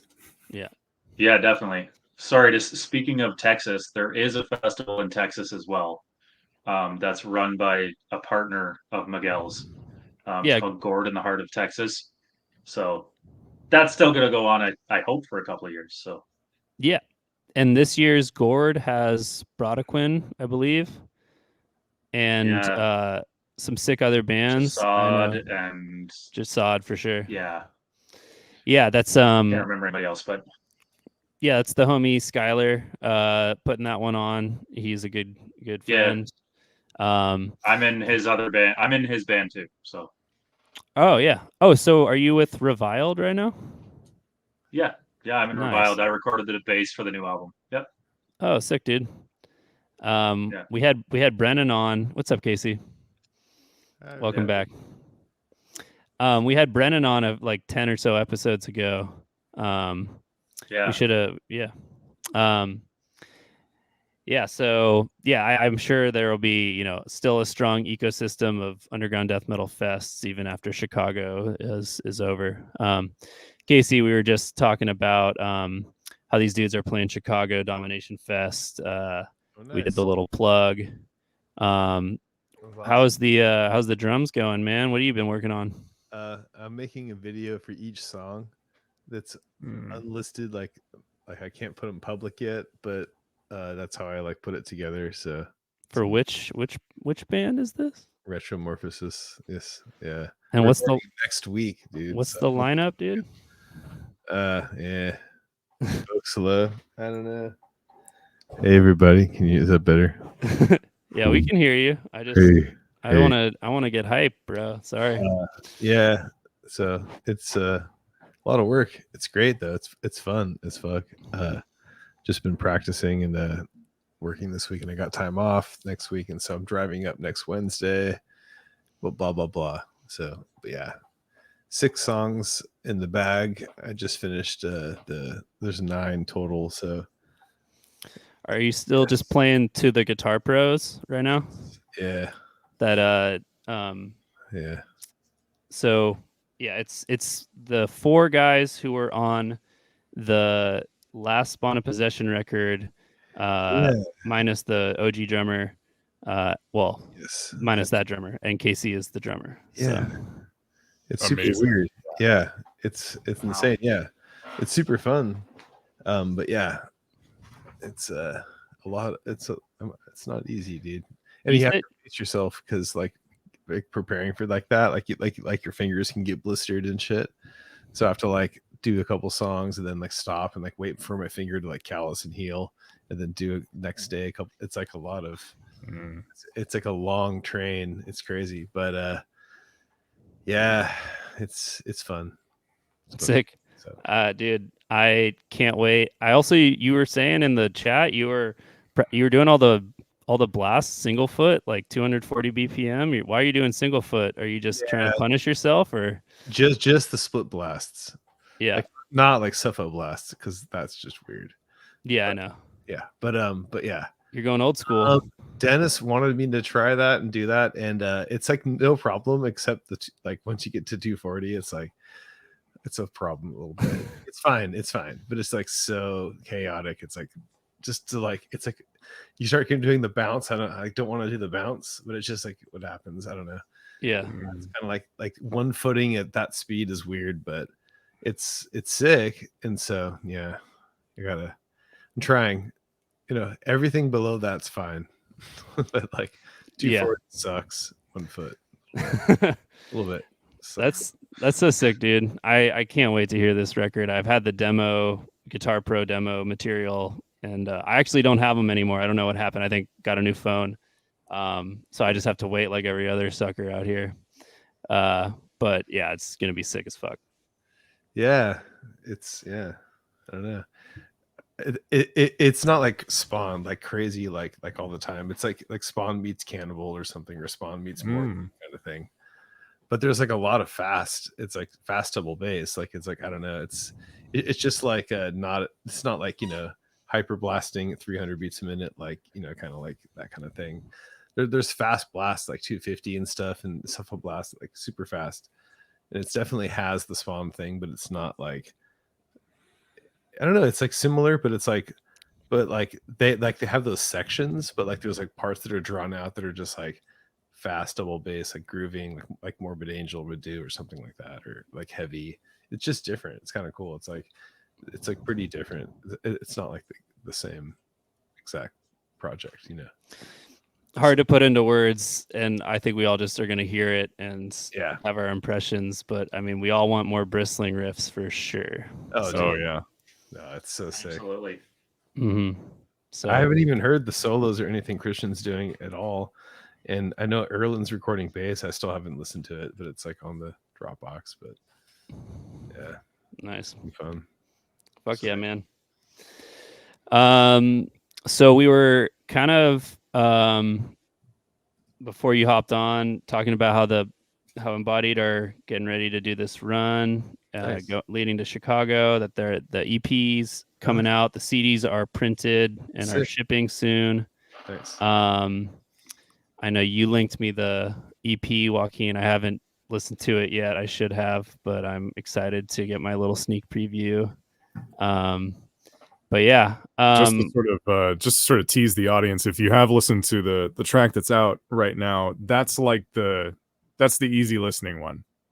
okay. So you know, it gets a little we kind of up the ante on the other tracks, but we wanted something that would give people sort of a gentle introduction to what the EP would sound like. Yeah, Nice. So that was enough time for me to collect my thoughts, and I wanted to definitely bring up that you have Alex Cohen as your drummer, and he recorded and also has played live with you guys on the, was it two or three shows you had? Yeah, we did 2 shows. So I got to see Alex play. I guess you guys did a mix of the more classic stuff at this point, plus some of the new material. Mm-hmm. And that was with David on bass, so I didn't get to see Mark. But true. I mean, fucking, you guys killed it. It was a sick show, and Alex blew me away for sure. I've seen him play with Malignancy, but getting to see him play the Embodied stuff, it was a goddamn clinic, man. And I was with some drum friends. We were just nerding out on how sick Cohen is. So congrats on landing him.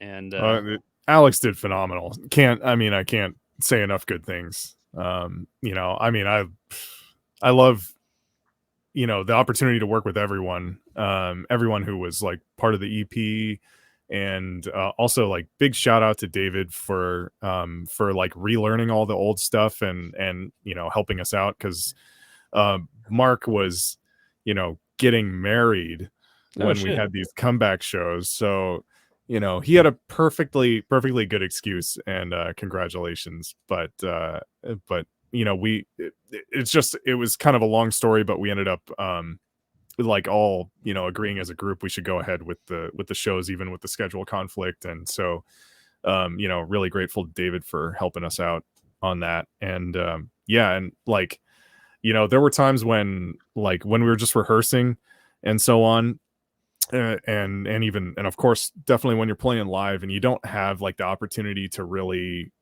like take stock of how everyone's doing, and then you see the clips from the show that people are posting, and you're like, wow, man, like these guys are really killing it.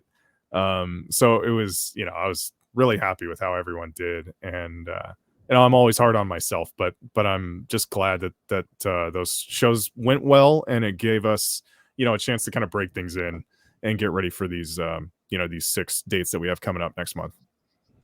Yeah, man. Nice. Alex had to like catch a flight like right after your set. It was so funny. I wanted to just go and be like, hey man, 6 set. Literally didn't even have enough time for that. He was just like, I got a flight. He just like walked out of the venue, running from the throne to his you know, to his like car waiting to take him to the airport. Yeah, exactly. I literally didn't even get to say 6 set, and I had me and a few like younger drum homies that all wanted to punish him. We probably would have punished him into the ground, but yeah, he fucking killed it. And dude, he'll be just like, oh yeah, hey guys, just invented a new blast beat. Here it is. It's like septuplets on this hand, and then between the tom, and then you do this with your left, and it's crazy, man. He's inventing like more drum beats every day than most drummers ever invent in their whole life.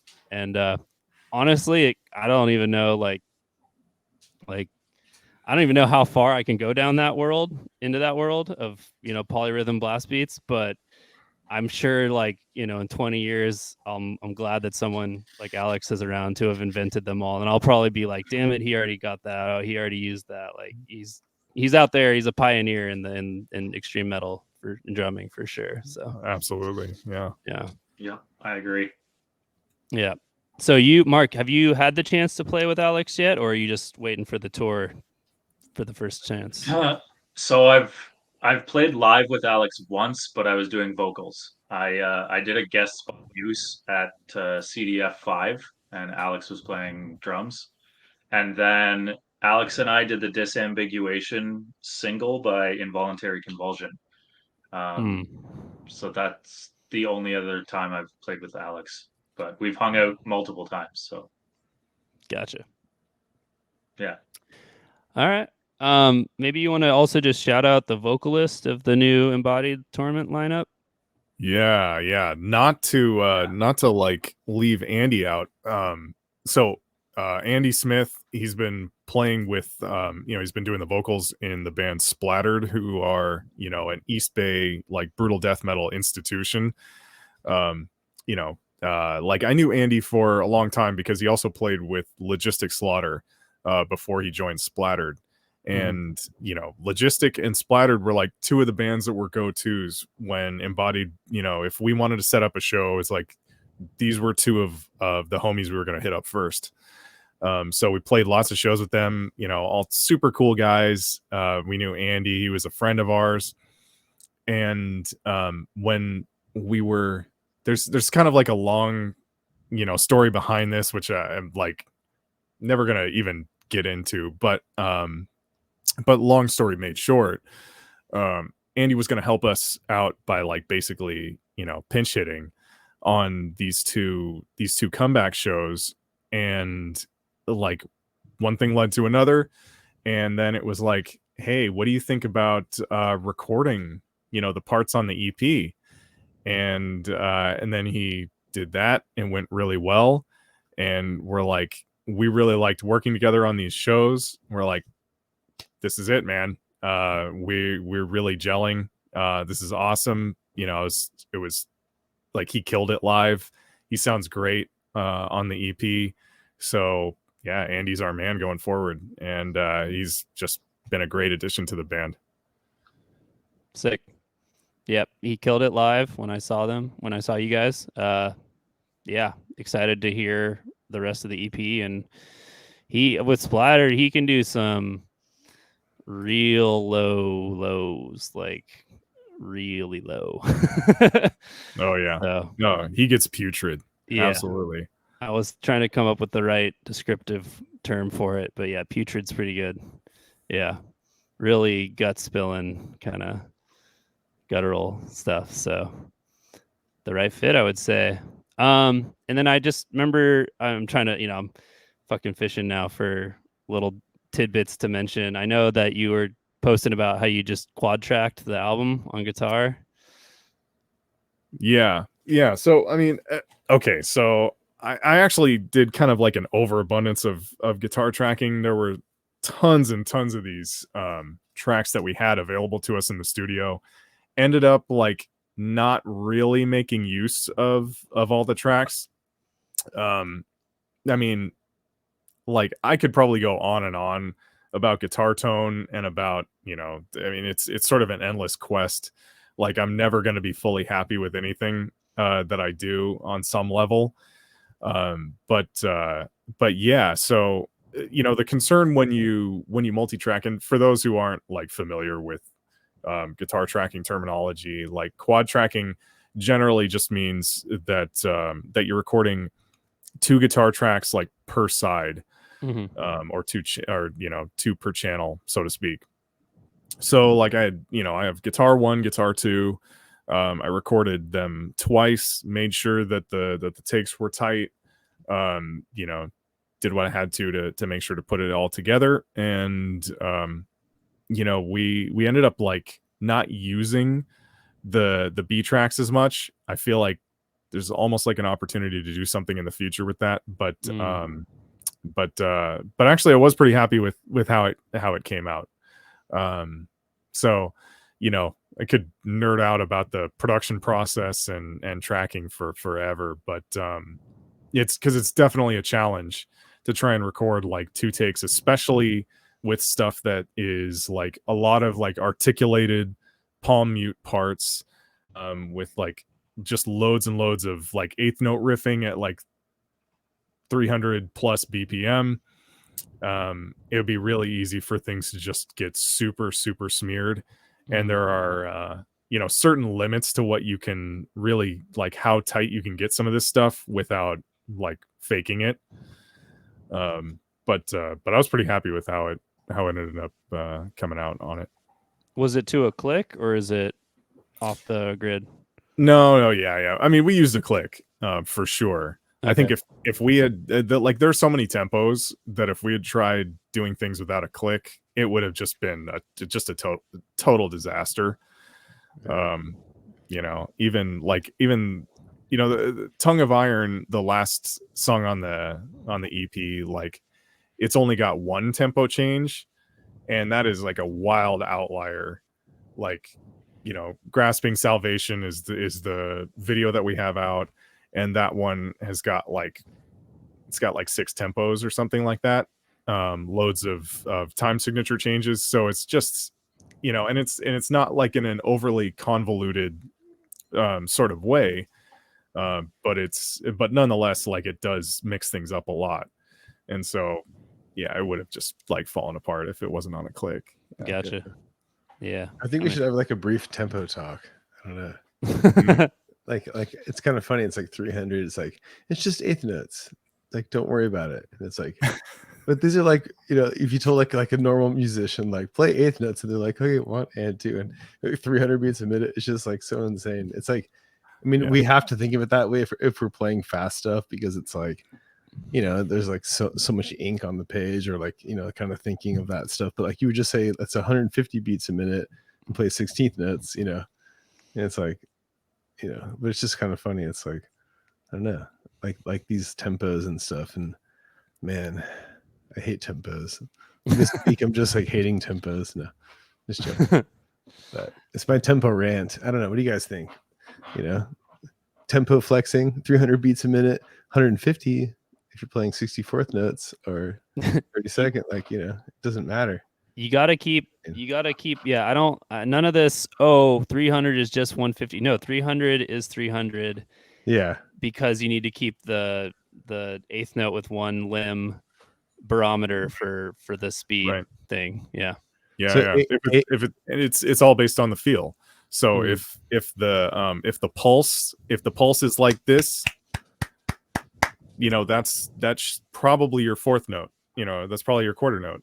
And so like that tells you, what kind of tempo range you're going to be in. And it's just, you can't, I don't know. I mean, that's how I look at it anyway.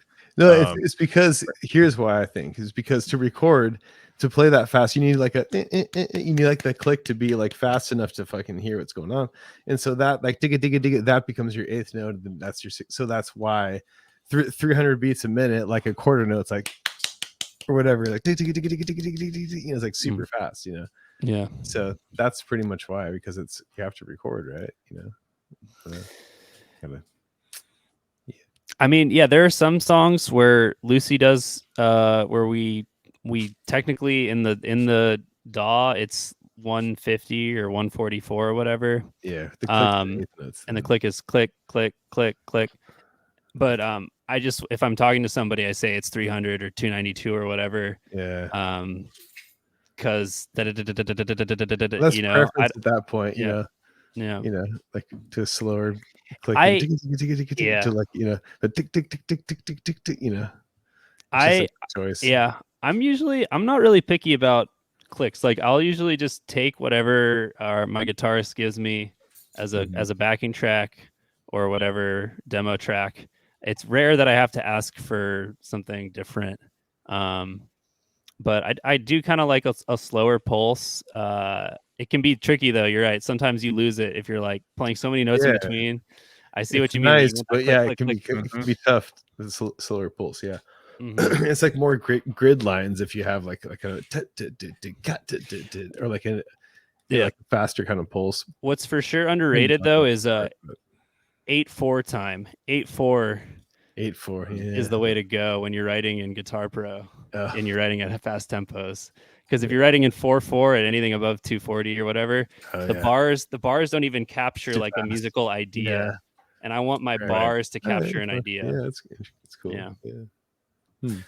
Yeah. I mean, one of the things that I noticed, I think early on when I first got a hold of like some of the stuff that was pushing tempos past like 260 or so, I was like, this Yeah. is losing some of the feeling of like how people have traditionally written riffs for some of the like, sort of traditionally fast tempos. And there's just like a different there's a different sort of pulse to it. There's a different sort of emphasis.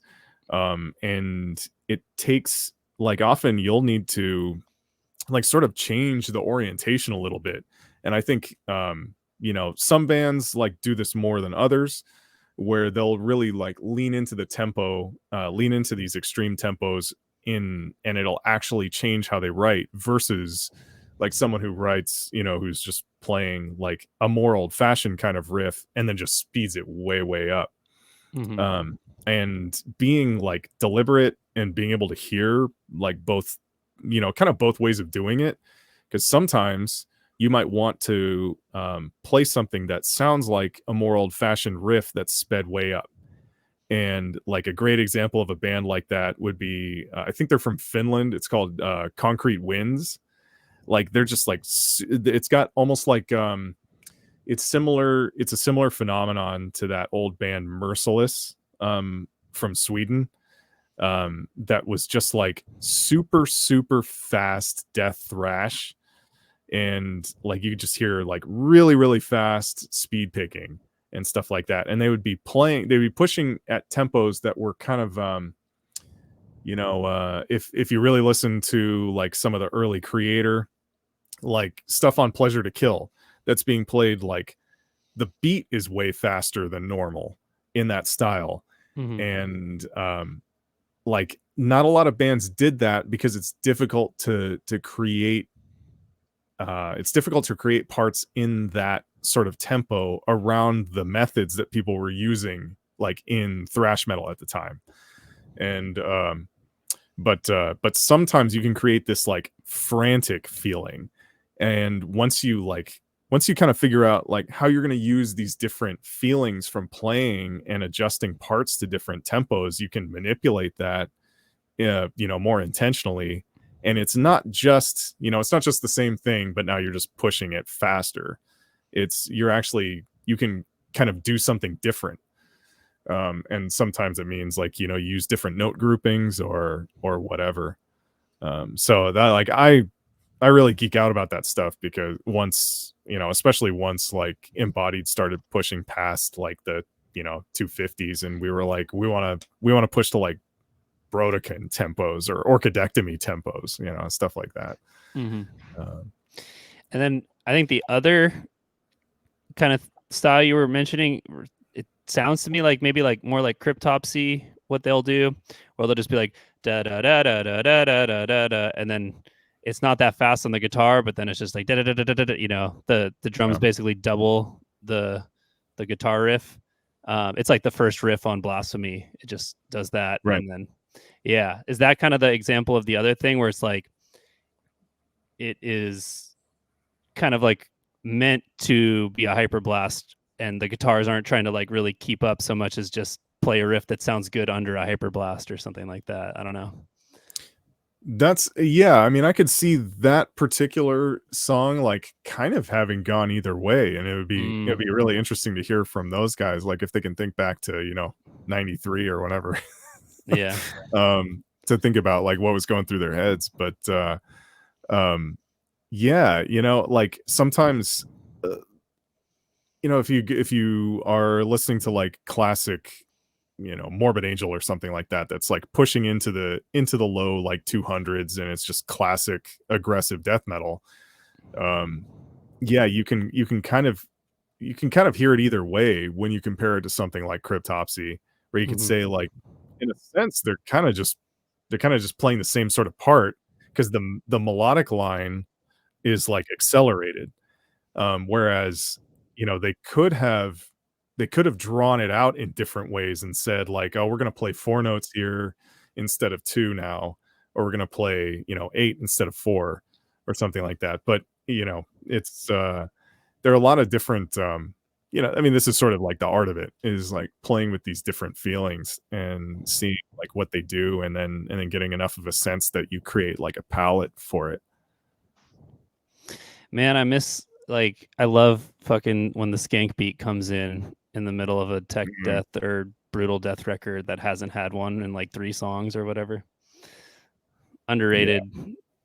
There's one Lucy song on the new record of 10 songs. There's only one song with skanks, but I had to throw it in.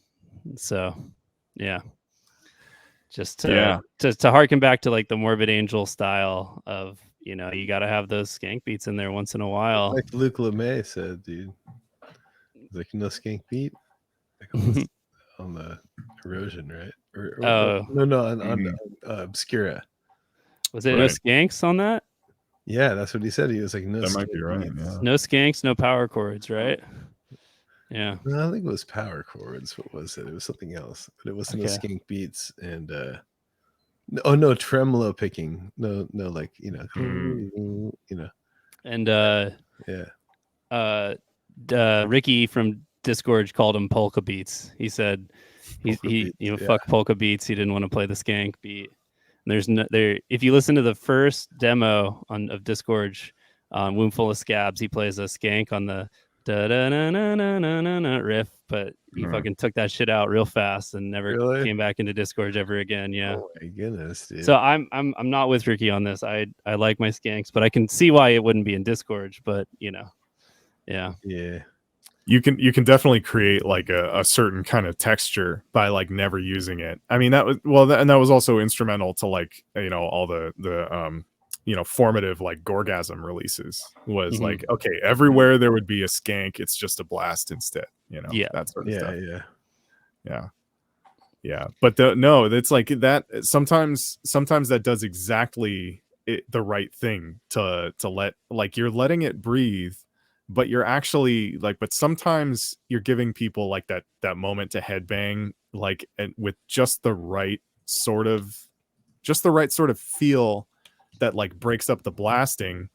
And it's not just that it's a reprieve, like it almost sometimes it almost feels like it has more energy.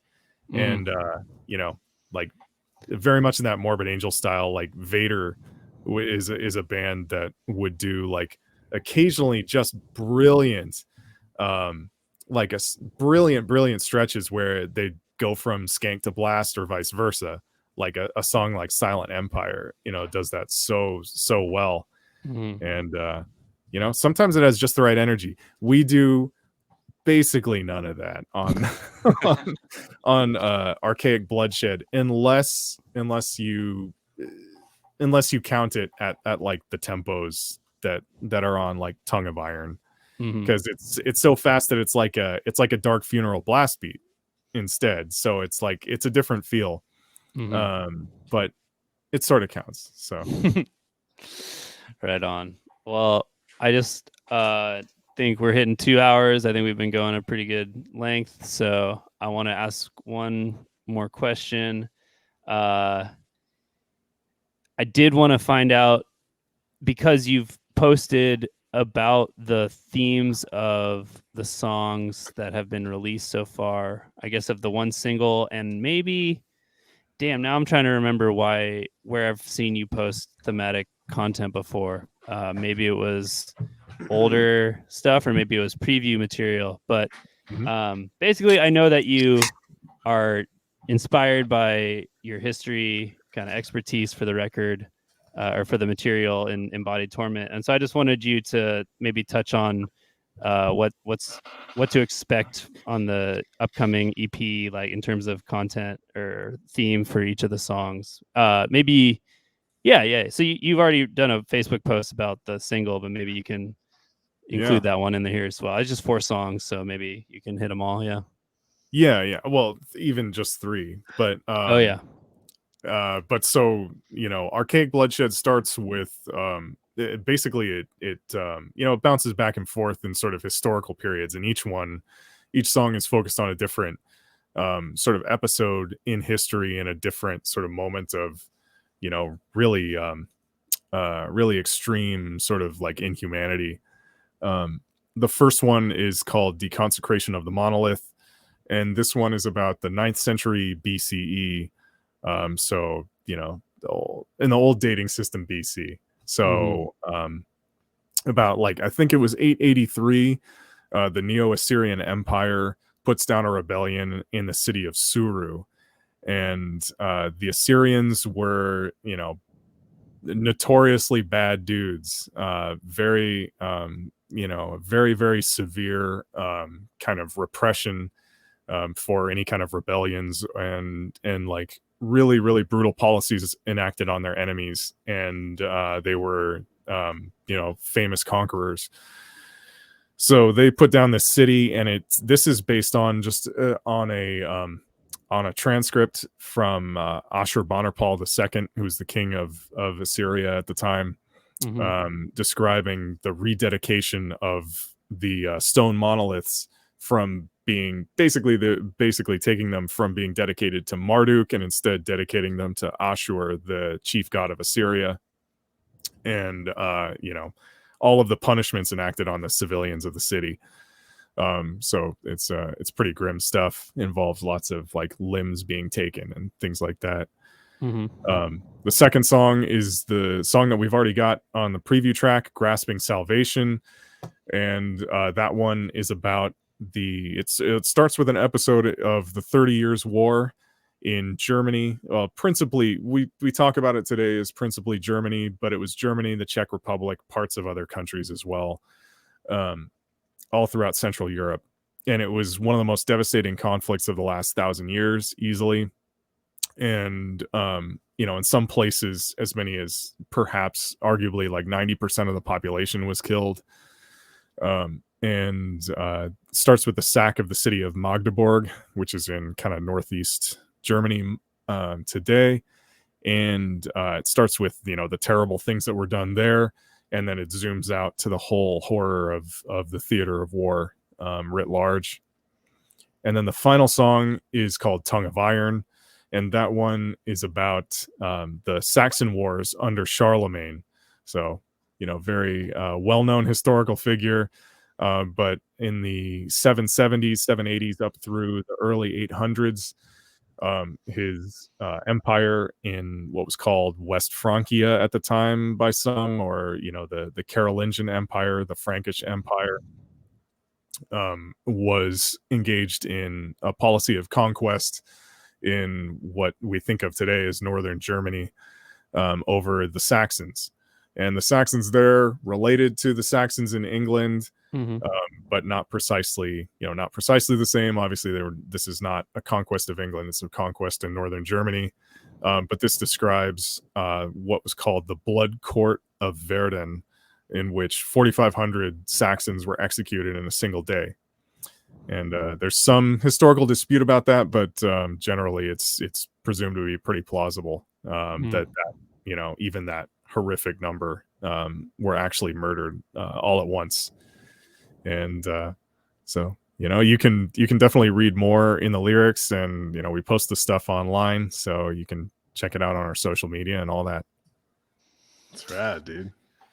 I think someone from Brodequin posts about their songs, and I think I mixed up them posting with you, and that's why I thought I had seen you do it multiple times. But I'm thinking now I've just seen you talk about the single Grasping Salvation, and then I'm expecting now to see maybe some posts on the other two. But we actually we do have posts on all three, but okay. we'll probably share them because it's been a little while. But you're right, yeah, like Jamie posts some good stuff on the Brodequin page about like moments in history, and particularly on the subject of public execution and such. So yeah, it's good stuff.